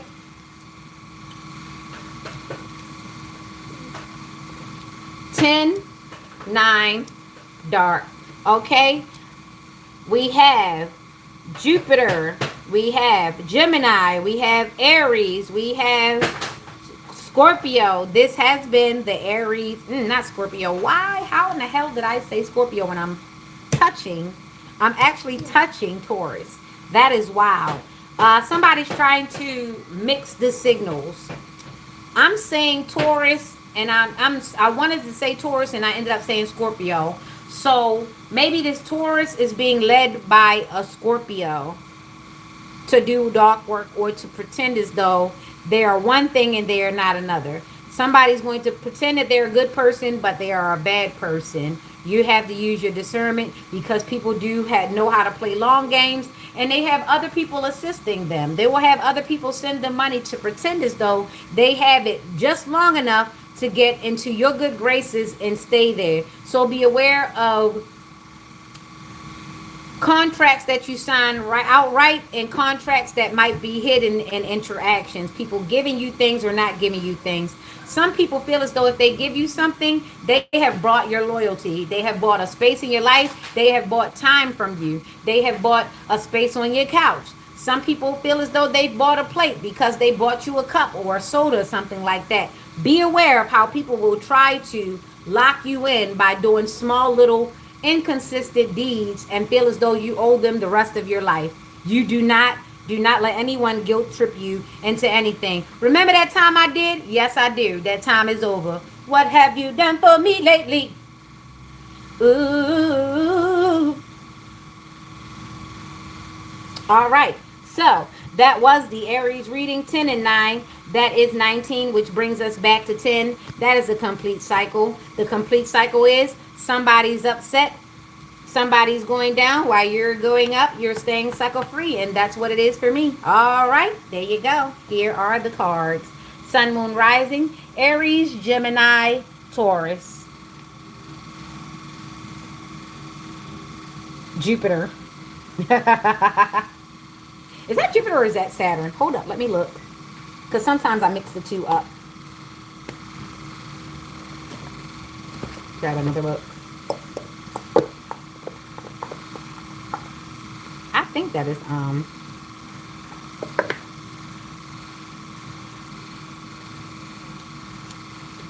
am I not looking in the book? But where is the book? Funny. I know, right? Am I not mischievous? Yeah, I am. Okay, Jupiter. That was Jupiter. Not Saturn, but Jupiter. And we're definitely out of Jupiter's retrograde. So somebody's taking it straight. This isn't even diluted. This isn't even coming around in those spirals. This is straight and direct. Because that retrograde is over. Right now, the only retrograde that is going on is Saturn retrograde. And that is Murphy's Laws. What can happen will happen. What goes up must come down. Cause and effect. Definitely. Okay. So yeah, that was a 10. And that was Jupiter energy. Straight and direct. We're definitely out of Cancer. So it's no need for that. Saturn direct. Saturn direct and retrograde. Okay. Let's go, Taurus. Taurus, King of Cups is coming out. Then we've got the 5 of Swords. Then we've got the 9 of Cups. Okay, so we've got double Pisces, double Aquarius, okay? Aquarius and Pisces. We got air and water. We've got feelings and communication. Someone is communicating their feelings. Someone is using their feelings to communicate or direct or move something around. Emotionally balanced, compassed, diplomatic, control, balanced, supportive leader, tolerant, sympathetic. Conflict, disagreements, competition, defeat, winning at all costs, sneakiness, bullies, theft, abusive relationships. Wish come true, contentment, satisfaction, emotional stability, luxury, gratitude. Somebody is manipulating feelings in order to get money. Somebody is using feelings to get a bag. 59, somebody born in 59, 95. Somebody 14, 6. 5. 14, 5. Unexpected changes. So somebody was undoubtedly using their tears, their fears, their years. They're using everything that they can think of to throw at a situation to make people put up with them, take up for them, guard them, block them. Somebody was using feelings a lot because Aquarius, basically someone uses communication. They know the 48 laws of power, and they apply them liberally. They over apply them. They're very abusive to all of their relationships. They use communication for none other than to take advantage of everybody and everything. So somebody is very abusive when it comes to having a listening ear, any support, anything. To listen to them will be to fall into their hole, their trap, and to exactly become a co-conspirator. So someone has abused their position beyond recognition in order to procure luxury and gratitude and stability. So this person holds people hostage. They buy friends. They buy relationships. They buy anything. Everything can be bought. This is what this person thinks. This is what this person believes. This is how they wield their power. They wield their power by their hand, never their heart. And then they're heartbroken when nobody really gives a genuine damn, okay? But that's not where they get that. They don't get caught up on that because ultimately that's how they deal with other people. Someone is very, very heartless, very, very manipulative, very, very controlling. And this is how they do it. So this is Taurus. This is the Taurus reading. Someone is using, it's basically a romance scammer. It doesn't mean that they're in a romantic relationship with them. They use love. They use tears. They use fear. They use your insecurities. Anything they can use to get a one-up on a person, that's what they use. Short of touching them. They don't want to touch you. They just want to use you, okay? All right. So that's in the Taurus reading. There is somebody out here that uses the shit out of people and they're about to fall flat on their face because they've been found out. At least they're exposed in this reading. So if it's happening on the 5D, eventually the 3D will boom, blow wide open. All right. This is the Taurus reading. Someone has Taurus, Aquarius, and Pisces elements in their chart. Take what resonates, sun, moon, rising. It does not have to be these signs. These are the traits and the personalities. Taurus, Aquarius, and Pisces. Someone holds people emotionally hostage. They use emotions to evoke things and to get things to play out in their benefit. Okay? All right. The year 5995, 14, that is temperance. 5, unexpected changes. Be aware. Somebody's going to go and try to pull that same trick, and they're going to find out that there is no love lost or gained. They just need to get the on. Okay? Everybody don't play those games. All right? All right? All right? Okay. So, Gemini pops straight out. Do I want to take this? No, I don't want to take this because it just fell. Okay, let's keep going. We got the 10 of Cups at the bottom of the deck. Gemini, what's going on? Let's call on you. Let's tell the truth. Let's see. Expose what's going on. Let's do it. I'm trying to get a good answer from this Gemini thing. I want it to be as honest as possible because what I did see is sneakiness and stealing in the ones that just fell out. So let's keep going. Okay. All right. So in Gemini, we got 4 for the score. 7172. 7172. We got 4. 7172. Challenge, competition, protection, perseverance, defense, maintaining control. Someone's trying to maintain control and boundaries. They're also being aware of the input and output of life. It's 623 for anyone who wants to know. The star is here. Somebody has main character situation. Somebody is hope. They're calm. They represent hope and renewal, spirituality, good fortune, good omen, rejuvenation. So somebody has come with hope. They've come with words of encouragement. Okay. 717. That is 14.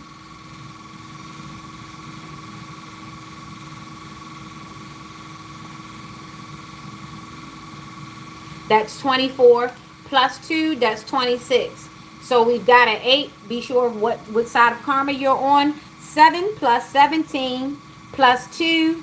Somebody is not only keeping their boundaries up, but their boundaries is also what's taking so long as far as when it comes to love and unity. Somebody is being very, very careful when it comes. They're very, very choosy lover. You have a right to be, especially in the time that we are in now. But be careful you don't be so choosy that you actually push away somebody who actually can come in and does align with you. Other than that, you are still in manifestation to everything that you want in life. Be easy, be breezy. Don't overextend yourself and do not open the floodgates because you don't know what you will let in. Be patient with yourself as you maintain your boundaries. As well as your boundaries can keep lovers out, it can also keep enemies out as well. Be aware of the duality of your decisions, okay? So that you have to use discernment. You'll have to ask questions. You'll have to have conversations before you make your decision. Don't be biased. Be unbiased, but remain judgmental, okay? I don't know if you understand that, but you can understand it. All right? So take what resonates. Leo, don't be afraid to show that you have boundaries. That is actually attractive, to actually show that you have boundaries. People want to know that you don't let everybody in, okay? And then you have the Aquarius, the stars. Be aware of your emotions and how you show them, how you present them. Don't be too open with your emotions, but don't be too cold as well. There's a happy medium for you. When it comes to the unified love. You are attracting it. It is coming in. What's for you will be for you, whether you have an attitude or not, okay? The person for you is going to love everything about you, good, bad, and ugly, okay? Just be aware and don't be too mean and push them away, because you've got to keep your boundaries up no matter what, okay? And Page of Pentacles, take chances. Remember your manifestations. Are you in alignment? You have to realign all the time. It's a constant thing so that you remain in the present, okay? Happy manifesting. All right. So that's 7 plus 17, that is 24, plus 2, that is 26, makes an 8. Be sure of what side of karma or dharma you are on. Okay. We're going to end in Capricorn. Let's keep going. Let's keep going. The next is Cancer. We've got public recognition. We've got the Queen of Pentacles. All right. All right. Okay. A lot of cards just fell out. I don't want them since it came out that way. Let me pull one more card and we're done here. We've got the Six of Wands. We've got the Queen of Pentacles, and we've got the Ten of Pentacles, okay? Lots of pentacles out here, which means somebody has a grand presence. Somebody look like money, smell like money. Do they have any? That's the thing. We've got public recognition here, victory, progress, and self-confidence. As long as you show up as you should be able to manifest exactly what you want. Authenticity is the value here. Then we've got the Queen of Pentacles, which is somebody who is nurturing. They take care of themselves. They love themselves. They love their family. They love their home. They take care of their fruits, their vegetables. They wash down their walls. They sweep. They clean the stove. Not only that, they wash their ass. They wash the tub. They make sure that the toilet paper is turned the right way. They make sure that the mirror is clean, because when they go into the mirror, they'd like to see themselves. All right. Tell your story to somebody who cares. Anyway, Ten of Pentacles, wealth, financial security, family, long-term success, contribution. Oh, why is you here? Anyway, so we've got the Ten of Pentacles. Anyway, we got the 6 plus the 10. Queen of Pentacles, which is 16, which is a tower. Somebody's falling off of their tower. Oh, what a lovely web we weave. Okay. So somebody's going through a tower moment as you get your public recognition, and they realize that you are a wonderful and caring parent, and you do love yourself. You love everything about yourself, even if they hate you. That's just their personality, and that's their problem. Sounds personal to me.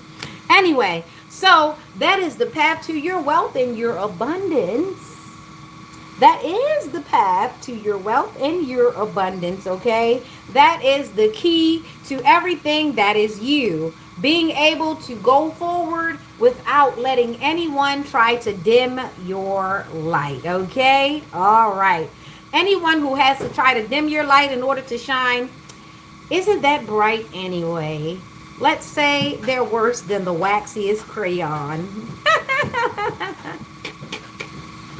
Okie dokie there. So, let your 6 and your 10 be somebody's tower.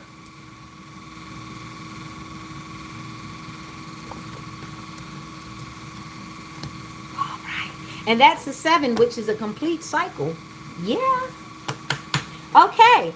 All right. Let's go. That was the Cancer reading. That was a hold up. Let me make sure that I did call out what everything was. That was the Cancer reading. Virgo, Leo, Sagittarius, and Capricorn. Take what resonates and leave the rest behind. Okay? All right. Let's go, Leo. Let's go. Let's go, Leo. Let's go. It's beautiful. It's so beautiful. It's beautiful when you have somebody who wakes up very early in the morning and they tell themselves that they are not, that they're not worried about you. However, they keep showing up. That lets you know how very important that you are. It's so very important.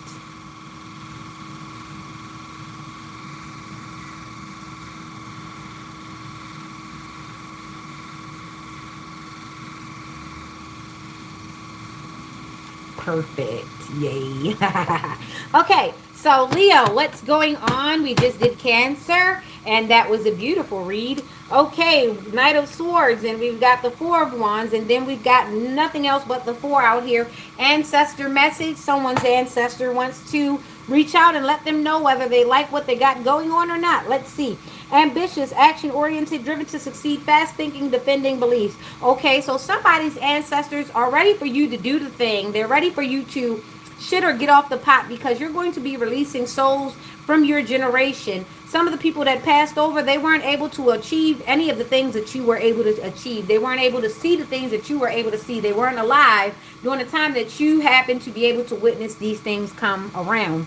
And what they're wanting for you to do is to pursue everything that they weren't able to pursue. They want you to go on those trips. They want you to see those museums. They want you to push past the barriers they weren't even able to approach because they had too many people coming after them. They had too many bills, children. They had too many problems. They were in poverty. They were confused. They lacked the education they needed to get forward. Now here you are with your great self, ready to break these generational curses. Step up, step forward, and maintain your foundation, because you are going to be responsible for leading a lot of people who have been sitting in the waiting room of life on the other side, waiting for their souls to be released by your good deeds here, so that they can go on and rest in peace in heaven. Some of them just been waiting for you. Some of your ancestors have been waiting for you their whole entire life to come and release them. They've died and they've stayed in purgatory because they had nobody to pick up the reins. They had nobody to continue the good deed that they were trying to get to when their life was cut down or cut short by whatever, by somebody's poison, by somebody's sabotage, by somebody throwing a pillow over their face and suffocating them, by somebody changing their medicine up, by somebody dropping their location, by somebody setting them up, by somebody feeding them the wrong thing, by somebody just doing them the worst, by somebody breaking their heart, by somebody sabotaging everything that they tried to do. And they were trying to do it for the greater good, but somebody decided that they didn't want them to succeed. So there is an ancestor that is just waiting for you to hold on to your purpose, hold tight, and ride on through. And once that happens, they will gift you with whatever they had left so that you could go forward on this earth and continue to move the family line up and out. That is the stairway to heaven. Having our ancestors lead the path and make the way so that we can ascend. We are not here to go lateral. We are here to gradually go up, however and whatever that means to you and your family.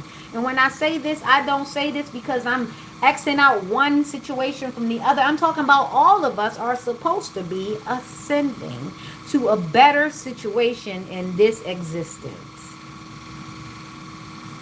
All right, so here we are, Leo, with the Four of Wands, Knight of Wands, celebration, joy, harmony, marriage, home, community, homecoming. We are trying to establish a community here, a community of growth, a community of like-mindedness, a community of healing, a community of consciousness, a community where people are starting to realize that we don't need to be using one another. We need one another. We need each other. We really do need each other. There is no one way to skin a cat. There's lots of ways, but we need each other to do that. And once we stop abusing each other, we can actually take care of each other, and then we'll see where we all can feed the need, as opposed to eating each other up as bread and turning ourselves into waste. So we've got Capricorn, Aquarius, Aries, Cancer, and Leo in this Leo reading. The number is 4. Ancestor messages. They want us to succeed where they certainly failed or were certainly tripped up.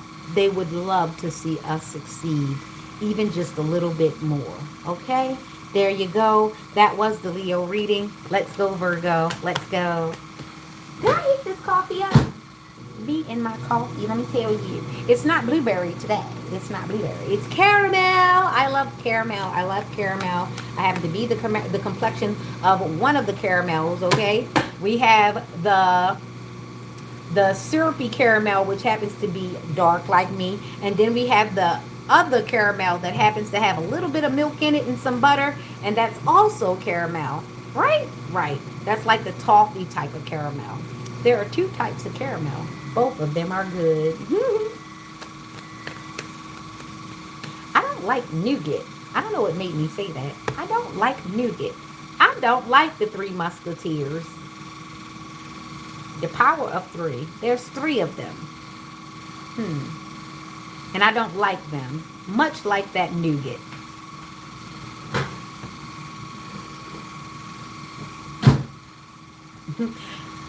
Nougat is for toothless bastards. It is. The texture sucks.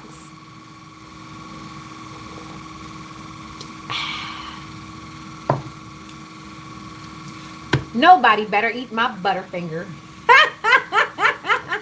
Somebody's definitely ain't shit like Bart. They're definitely like ornery. They're very ornery. Somebody's ornery like Bart. They're like really like eat my shorts, Bart. But they don't come off on first glance. You wouldn't think that that person is as ignorant as they are. However they are. And it's distasteful. It's like meeting a person and giving them the benefit of the doubt and treating them as though they are the scholar of the year and finding out that they are the worst, most disgusting person ever. They just happen to wear button downs, khakis, and Skechers. But then you realize that they play around in sex swings and basements and groups and swingers, and they do nasty things. They watch corn and they plot things on helpless children.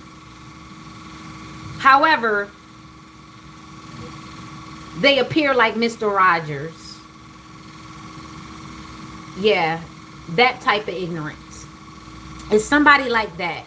They come off as harmless and as a good person, as a God-fearing person even. This person is very confusing to look at because they don't present the way they are. And this person is a dumpster. Their brain, their function, everything about them is a dumpster. There's somebody like that in my energy right now. They want everybody to think that they're the sweetest, most innocent. They're above things. They don't do anything, but this person has a very sick inside. It's like Dahmer's post. You know how Jeffrey Dahmer looks like an awkward, weird guy who wouldn't do anything with these thick Coke bottle glasses. And he has the glasses so thick, he's like one of the guys. You don't hit guys with glasses. And that's what you think. But once you realize who this person is, you know you need to shadow those glasses and probably use those glasses to arm yourself, because this person is a sick puppy. Yeah, it's somebody like that. Somebody is horror story horrible. They're in my energy. Okay, Virgo, 2-2, Queen of Swords. Wow. So I had a double 2 come out here, double numbers. Libra, Capricorn, Virgo, Libra. So, hey, is it an air sign? Is it a Libra? Is it a Virgo? Is it a Capricorn? Is it an earth sign? Because we got 2 earth here. There are 2 earth signs and there's 2 Libra here. So double down on the Libra. When you double down on the Libra, which is supposed to be law, which is supposed to be balance and scale, that means that somebody is actually in an imbalance. Somebody is bipolar, schizophrenic, maybe chemically imbalanced, maybe just socially imbalanced. Somebody has an imbalance, okay? Somebody has got an imbalance, all right?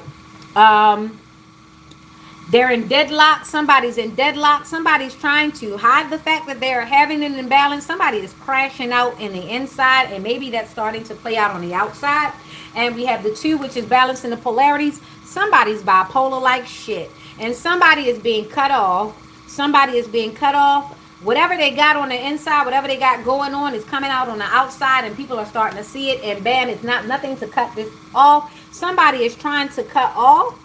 They're trying to cut off access. They're trying to not let people see that this is what they actually got going on. Is this it's a little over there. Somebody's I like saying it like that. Okay, yeah. Somebody ain't right. Somebody ain't doing too well. They're trying to hide it, and they're trying to get away from people before people see it. But undoubtedly, somebody done glanced at that. Somebody done caught that half a second, that full second, that minute, that breakdown, that crash out. Yeah, somebody done caught that. So the person who's trying to project mental illness, mental incapacity, is actually the person that's starting to become undone, and it's almost like people can't unsee it once they've seen it. And some people are trying to play nice and act as though they're trying to tuck it away as though they didn't see it, because they don't want to believe that this person is really as unraveled as they actually are. But you got to believe it, okay? Once you see it, you got to believe it, because it can be dangerous for you and other people in society. Once you see somebody is coming undone, now it is time to do some real welfare checks. Somebody has cried wolf so much that the village is about to turn off the lights, go to sleep, and let the damn wolf eat. Let me repeat myself.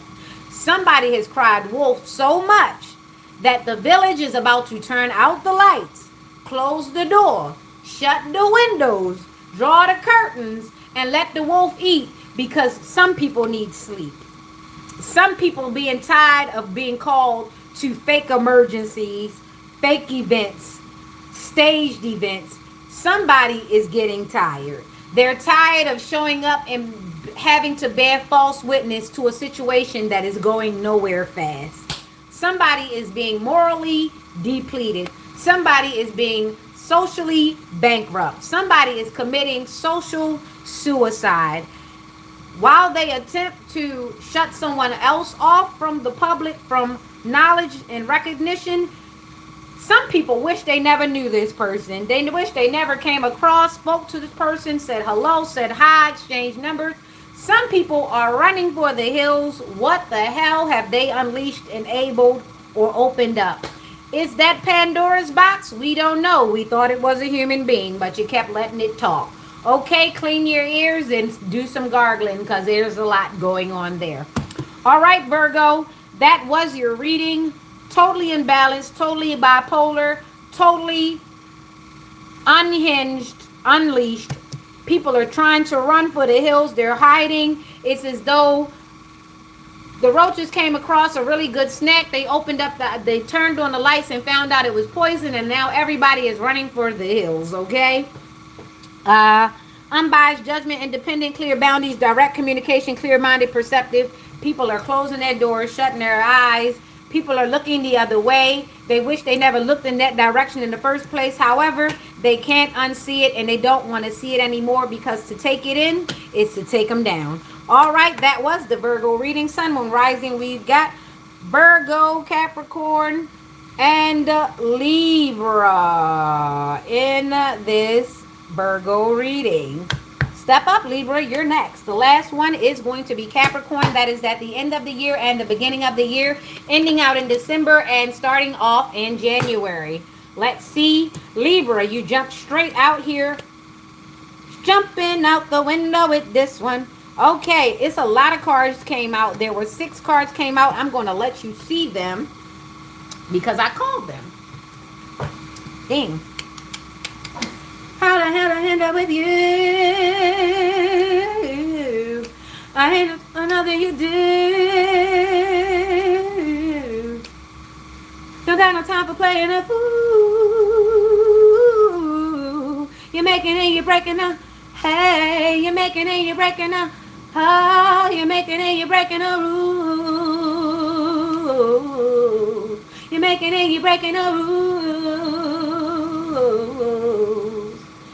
I ain't got no time to be sitting here playing with you. You're making and you're breaking up. Hey, you're making and you're breaking up. Hey, you're making and you're breaking up rules. Okay, So now we've got Libra, which is justice, balancing the scales here. Then we've got Virgo with this 9. 9 is supposed to be divine. That's September. That's a September Virgo. 9, they want luxury, fruits of labor. Justice is coming in. Someone tried to lead the way. They tried to be the leader. Then we've got the Page of Swords with new ideas. They tried to come up with a new idea, thinking outside the box, okay? This was definitely thinking outside the box. And they were in pursuance of the 10 of Pentacles, public recognition. However, public recognition looks different depending on how it falls out. Change your perspective.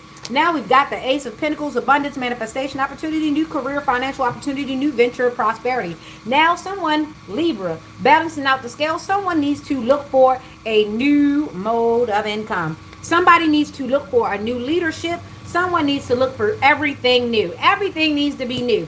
Because this public recognition isn't the public recognition they thought they were going to get. They were trying to manifest abundance. However, they manifested just being on everybody's radar. Everybody's looking at you. Now, here's the thing. I don't suggest you call a lot of attention to yourself, not unless you've got something in your bag to give them something to look at, okay? Unless you're an entertainer, you're a singer, you're a power speech, you are a motivator, you're a counselor, you're an entertainer or something like that. I don't think you want everybody looking down your throat, because you're not going to be able to get away with the things that you were getting away with when nobody was paying you attention, okay? So be aware of what happens. Remember that time in that actor Joe. Remember Joe? He wanted to hide and be an assassin, but at the same time, he wanted to be an actor, right? And how can you be on the screen and nobody recognize you? And here's the thing. The more recognition you want, the more people will see you, especially the people who know that you were supposed to be hiding your identity. So how do you do that? How do you balance that out? How do you stay in the shadows while wanting to be in the light? Someone is very confused about what shine is and what shine ain't, okay? So as much as you want to be in the light, are you sure you're ready? Because they're going to expose everything about you. This is the thing about wanting to be an attention whore. If you're going to be an attention whore, you got to understand that you're probably going to get pimped out if you want to be an attention whore. Maybe you're going to pimp out yourself. Maybe you're going to find a good procurer who's going to pimp you out. Either way, somebody's going to make something off of that attention that you probably did not want. But you asked for it. So now that you're here, what are you going to show us?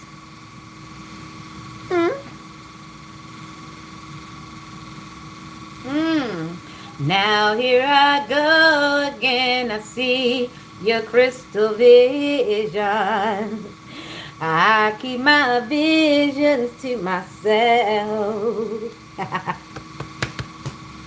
It's only me who wants to wrap around your dreams. And have you any dreams you like to sell? Dreams of loneliness like a heartbeat, it drives you mad. And the stillness of the memories of what you had and what you love, and what you had and what you love. Oh, thunder only happens when it's raining. Oh, players only love you when they're playing. And hey, women, they will come and they will go. When the rain washes you clean, you know. You know. All right. So, with that being said, Libra, there's a lot of new restoration. Someone needs to find a soft place to land, because right now everybody's looking. You wanted everybody to be looking at someone else with intentions on that attention, bringing them down. But here's the thing. When you shine a light on someone else, undoubtedly collateral damage lands some of that light right on you. So you're not able to scatter because you were the one that hit the switch. What are they going to see, huh? What are they going to see when they look over there at you? Okay, So Libra, take what resonates. Libra, Virgo, Aries, double Virgo on the map. So we've got a lot of Virgo, a lot of surgery. Somebody was very, very strategic in how they were moving. They were like, up, I don't want you to see that. Look at that. I don't want you to do that. Do that. I want you to do this, not that. Look at them. Don't look at me. Look at them. Don't look at me. They were trying to play dirty while keeping their hands clean. And that's what the doctor does, which is the surgeon, which is the hermit, which is the Virgo. Virgos only like to be seen in good light, even though they don't mind dirtying up the whole entire place. They just hope you don't shine on the dirty part. They only want you to see the clean part. Okay? And there's a Libra that's in disappointment. That is unequally balanced. And they're right in the same bed with these Virgos. Also, the Emperor energy, the one who wants to lead. You led a bunch of people nowhere fast. Wonderful, wonderful you. All right. Fire under that ass. All right. And that has been the Libra reading. Libra, double on the Virgo and Aries. Let everybody know damn where. All right. So we've got 11 plus 11, which is 22. And then we've got another 11, which is 33. We have now ascended. Please be mindful as we ascend. Please turn up your lap tray. Keep all things that are on your lap underneath the seat so that we don't get injury as we climb.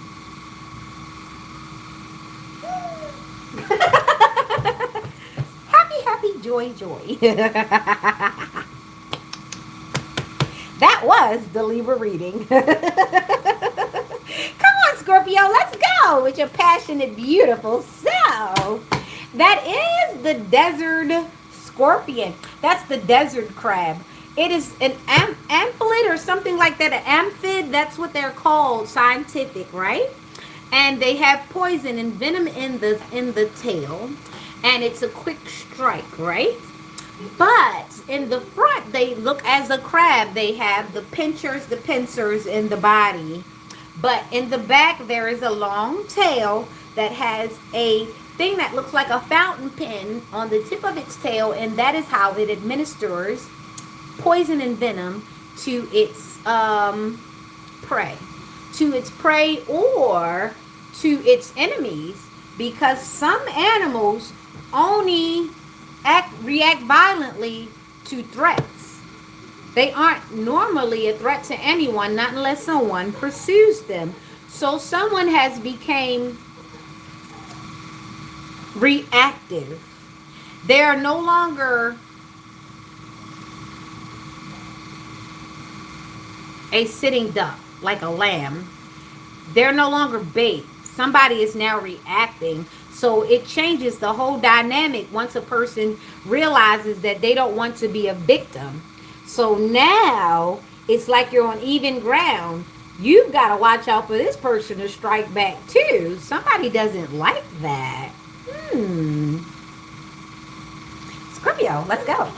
All right, Scorpio, we've got 6 of Cups, we've got 2 of Wands, and we've got the 3 of Swords. What's going on, babes? Who's hurting? Did you hurt someone? Are they hurt? Somebody love you. Somebody want to come back. What's going on? I heated up this coffee again, and why I haven't drank it, I don't know. Okay, so we got the 6 of Cups here in Scorpio. Scorpio, my boo-boos. How you doing?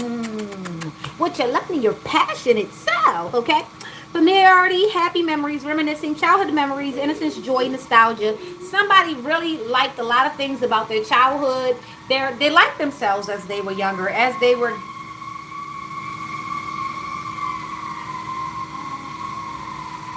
Y'all all right? Is y'all all right out there? Because that was like, that was kind of loudish.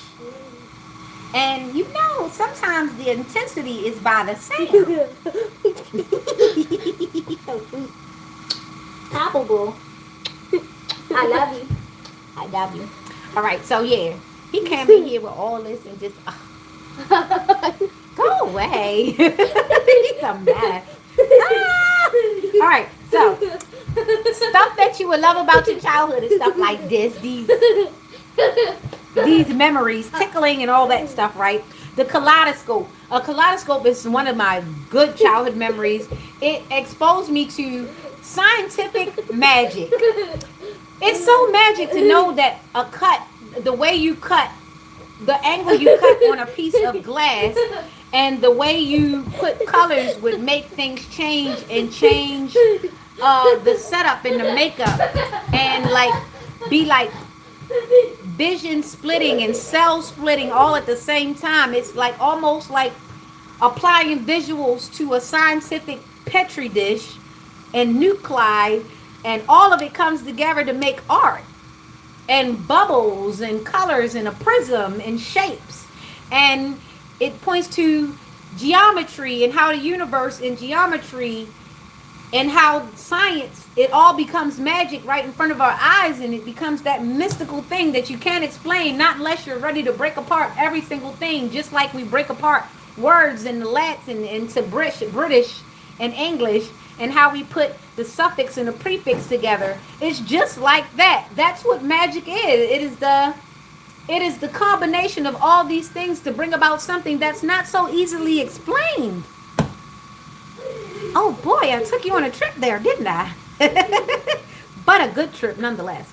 All right, so things in your childhood, the mystical, magical things, the way you didn't understand how a rock could skip across a creek, the way you didn't understand the feelings of when you went down a hill and you felt that little thing in your belly and you're like, ooh, is this like a roller coaster? No, you just went down a dip in the hill. Of course, there's science to explain it.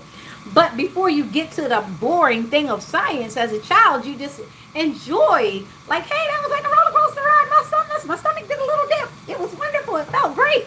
Or looking into that long thing that would be the tissue, the cardboard in the middle of the tissue, and having someone have the right glass or the right fixation at the end. And when you look, it all becomes a whole visionary butterfly, and it opens up in front of you. Those type of mystics. Some people carried their childhood into their adulthood, and they've done it so logically that it almost makes other people sick how much you have a balance of both, but you're still able to be a whole adult. And you're still able to relate to the kids. Some people don't like that because they felt like once they became an adult, they had to trap themselves there unless they would seem silly. But it seems silly that you do childish things, but you don't want to identify with your inner child. It's wild how we've come across this disconnect. So somebody is planning progress, making decisions, discovery, leaving home, travel plans. So somebody's trying to grow up. I don't know how old they are, but at this moment, they're trying to picture themselves grown up traditionally as opposed to how they've grown up and how they've missed or skipped over some things that were milestones or rites of passage in order to show that you grew up. There are some people who want respect as whole adults. However, they haven't embraced the whole adult experience, like having the shit in their name and being responsible for it in its entirety. But they want the credit for it. They want to be treated as adults, but they've skipped over so many adult rites of passage.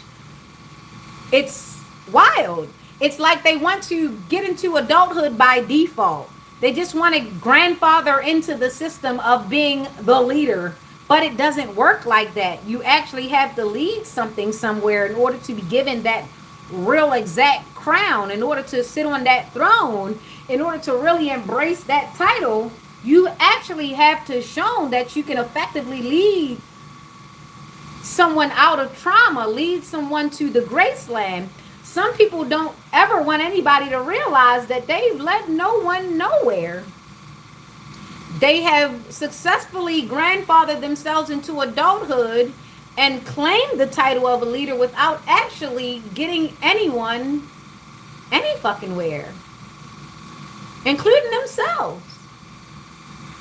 So somebody is starting to realize that they're still on that hamster wheel. No matter how old they are, And they're just trying to distract people long enough for them to get into the grave as a coward and not admit the fact that they have indeed failed at being a leader, period. Oh, just because you have kids and they survive doesn't make you a leader. Who told you that shit? You don't get credit by default.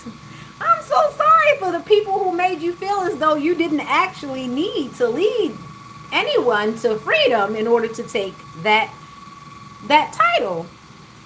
Some of you haven't had matriarchs in your family for years.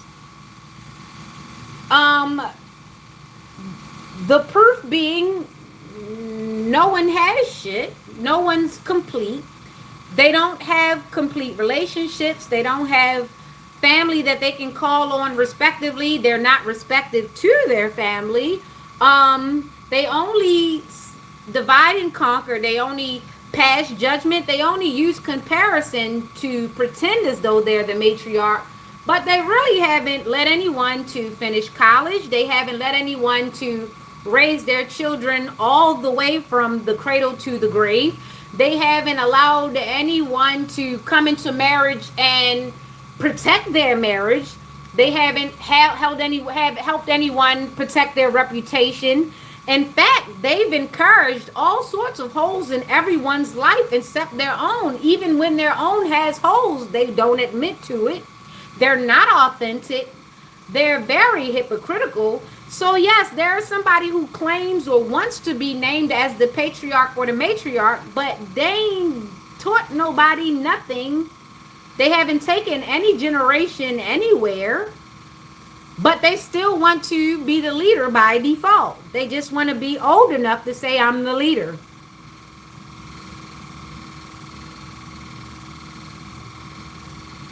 What the hell in the emptiness is that? Yeah, there are some families who actually don't realize that they haven't had a matriarch or a patriarch in quite some time. They just had somebody who got old and talked shit and was able to browbeat you into submission. But really, they didn't lead you anywhere. If you're a third generational welfare recipient, they didn't lead you any fucking where. If you can't go into your grandma and grandpa and come out in a better situation without them riding on your coattails or actually being authentic and telling you the truth, they really haven't gotten you anywhere. They just gotten you out of their face long enough to go be somebody else's problem. Yeah, some of y'all calling some people grandma and grandpa that ought to just be called Sarah and Jake because they ain't did shit more than your friends did. They didn't do anything more than the shopkeeper down at the store did. They didn't do anything. They just kept being there and getting old, and you kept showing up and they kept talking shit and you kept believing them. So yeah, some of us are starting to realize we haven't had a patriarch or matriarch in quite a while. If your grandma's skirt is shorter than yours, you've been bamboozled. If your grandfather's black book has more holes in it than you and he's more at the club than you are, you've been bamboozled. Where are you supposed to reach if they've started moving lateral and they haven't ascended anywhere? You've been bamboozled. There are too many people who want to be leaders and they're leading you nowhere, okay? Nowhere at all. And this is what I keep saying. Where are the grandmas or the grandpères? There's no grandpère and there's no grandmère. There's no one here until we get a grip, okay? All right. So, with that being said, Scorpio, we got some work to do. And, what you reap and what you sow. A lot of these kids cannot respect anyone old because the old people haven't respected themselves for quite some time, since the 70s and the 60s. You stop respecting yourselves, and then when you guys traded in your childhood for drugs and Birkenstocks, you really started chasing a second or a third childhood because you kind of pawned it off. You, your mother, or your grandfather kind of pawned it off, and now you're here sitting across the table from your grandkids and your kids' grandkids sounding just as stupid as they do and acting even worse when it comes to the internet and social media. A lot of the people behind these fake profiles and gaslighting and talking stuff about people are your grandmothers and your grandfathers who can't seem to get a foothold honestly in life, so they run around trying to poke holes in others' lives and trying to tell and giving you advice and telling you it's good. Yeah, ain't shit happening here. All right, so looking forward and looking back, there's a lot missing in between, and that's the heartbreaking truth. That's the suffering, the grief, and emotional pain that comes from people who have arrested development. That come from people who always want to grow and want to give their honest opinion while not giving any good advice. They're just giving you opinions. They're trying to stay in their heyday while they erase your youth. They're chasing their second childhood. Stuff like that. We have too many people who are trying to cheat you out of your childhood, cheat you out of your growth, cheat you out of your entry position because they never wanted to upload, they never wanted to ascend, they never wanted to learn better. They just needed to distract you long enough so that they can steal your respect while giving you none. I'm old, so you gotta respect me, but you ain't smart, but you ain't wise, so why I gotta respect you? You don't respect me, so why you think just because you got old, I gotta respect you? You think because you just got a bunch of wrinkles, I gotta respect you? You think because you lived past the Jim Crow era, I gotta respect you? Did you tell anybody that you was the one stealing and dropping people's location and you was actually working with the cops in the Jim Crow era? Or should I just push that under the rug? Oh, I'm just saying. Yeah. So, like I said, in this Scorpio season with this Scorpio, Aries, Libra energy, we're coming into balance and we're figuring out how just unbalanced this really is. We have people demanding things that they never put in place, that they never invested in. We have people demanding respect that never gave respect, that never taught respect. However, they want to default you in respect. They want you to get down or lay down because they didn't die. I digress. Oh gosh.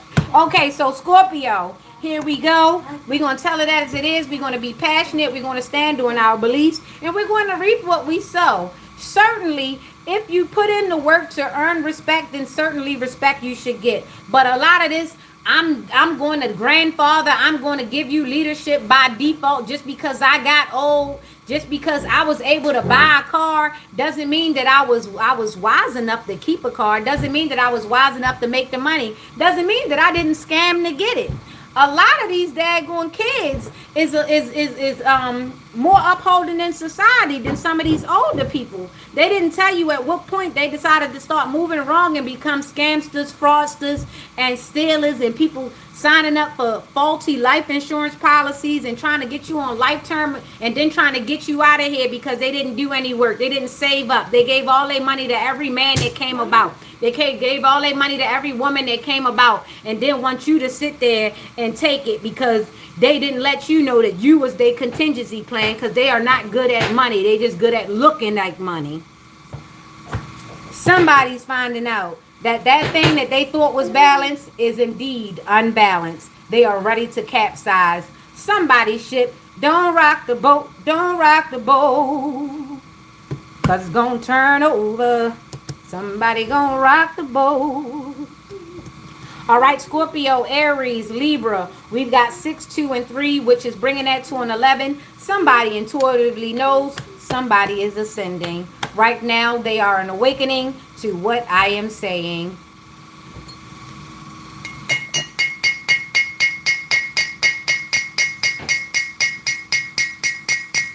Wake up!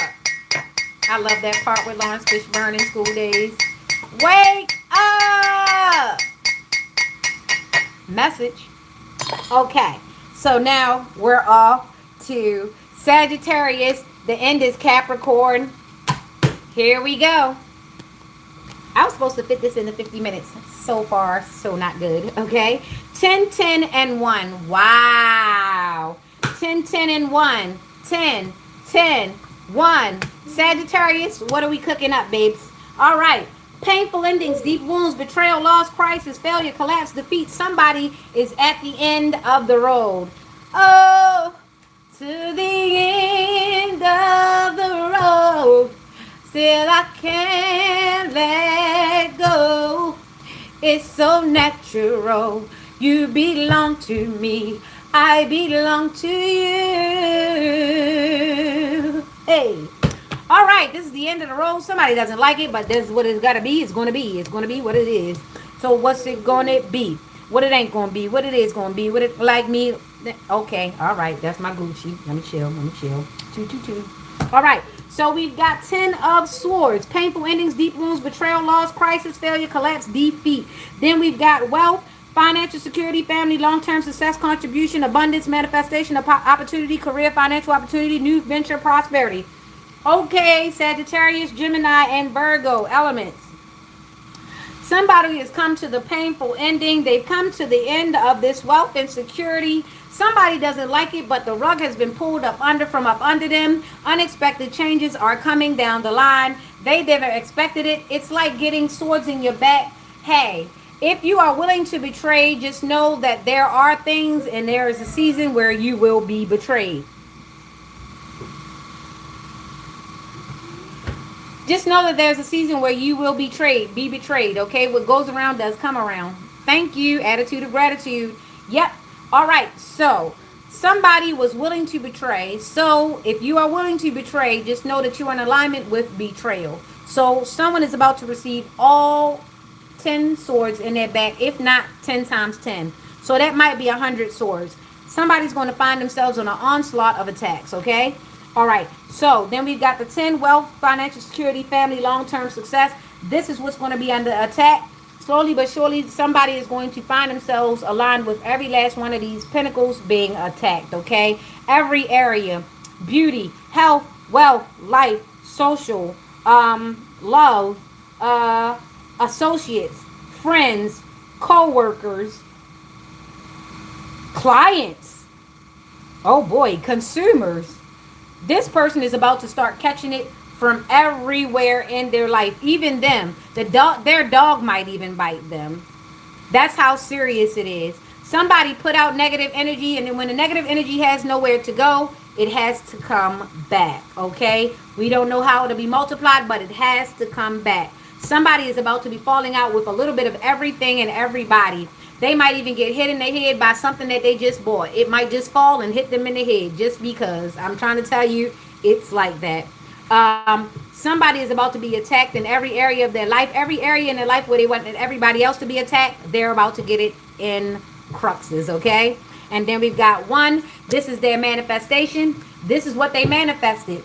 If you have the time in your life, in the day, and in your mind to manifest negativity into somebody else's life, please know that not only can that person manifest negativity in your life, you can manifest negativity in your life as well as others because you are in alignment with it. Live by the candle, die by the candle, and that's what I have. Sagittarius, Sun, Moon, Rising Sagittarius, Gemini, and Virgo. There we have it. 10, 10, 1, 21. That is 3, divine intervention. God is about to be real funny on somebody. Ooh, he about to play comedian up in your life. I hope you're ready to laugh. All right, last but not least, Capricorn. No cap, okay? Right now, we are still in Pisces. The next one coming up after Pisces is going to be Aries, which is the face, head, and the neck, okay? The face, head, and the neck is Aries. That is the next few days. Tomorrow will be the 3rd. The 3rd and the 4th will be Aries, okay? The 3rd and the 4th will be Aries. Right now, Capricorn just came out as the Debo. How embarrassing. Okay. Then we've got the 7. Then we've got the 1. Things aren't going that good. Okay. 15 plus 7. 16, 17, 18, 19, 20, 21, 22. That's 22 plus 1. That's 23. That's 5. Unexpected changes. Okay. 15, shadow, self-attachment, addiction, restriction, sexuality, temptation, seduction, destructive behavior, materialism, codependency, toxicity. Somebody is fragmented, which means that they can be manipulated in any way because they're susceptible. They're open. Somebody has leaks. Somebody has a lot of energy leaks. So that means somebody can be binded to. Somebody can be dominated. Somebody can be attached to.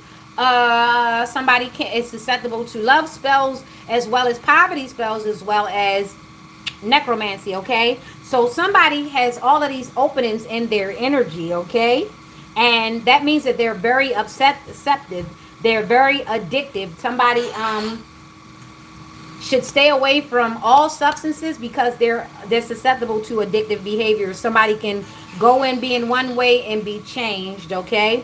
And they need to keep up their barriers right now until they go in and do the shadow work. Somebody has addictions, they have openings, they have friends, they have a bad environment, they have too much negativity around.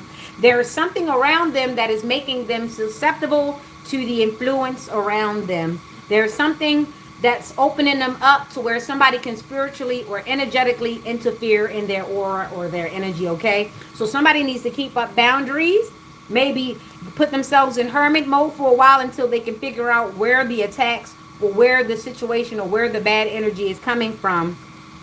New project, urge to create, willpower, desire, power. Somebody is open and somebody is trying to steal their creativity. Somebody's trying to steal their ideas. Somebody is trying to steal everything from them because they weren't able to steal from the person they wanted, so they're willing to go to the next ring down, okay?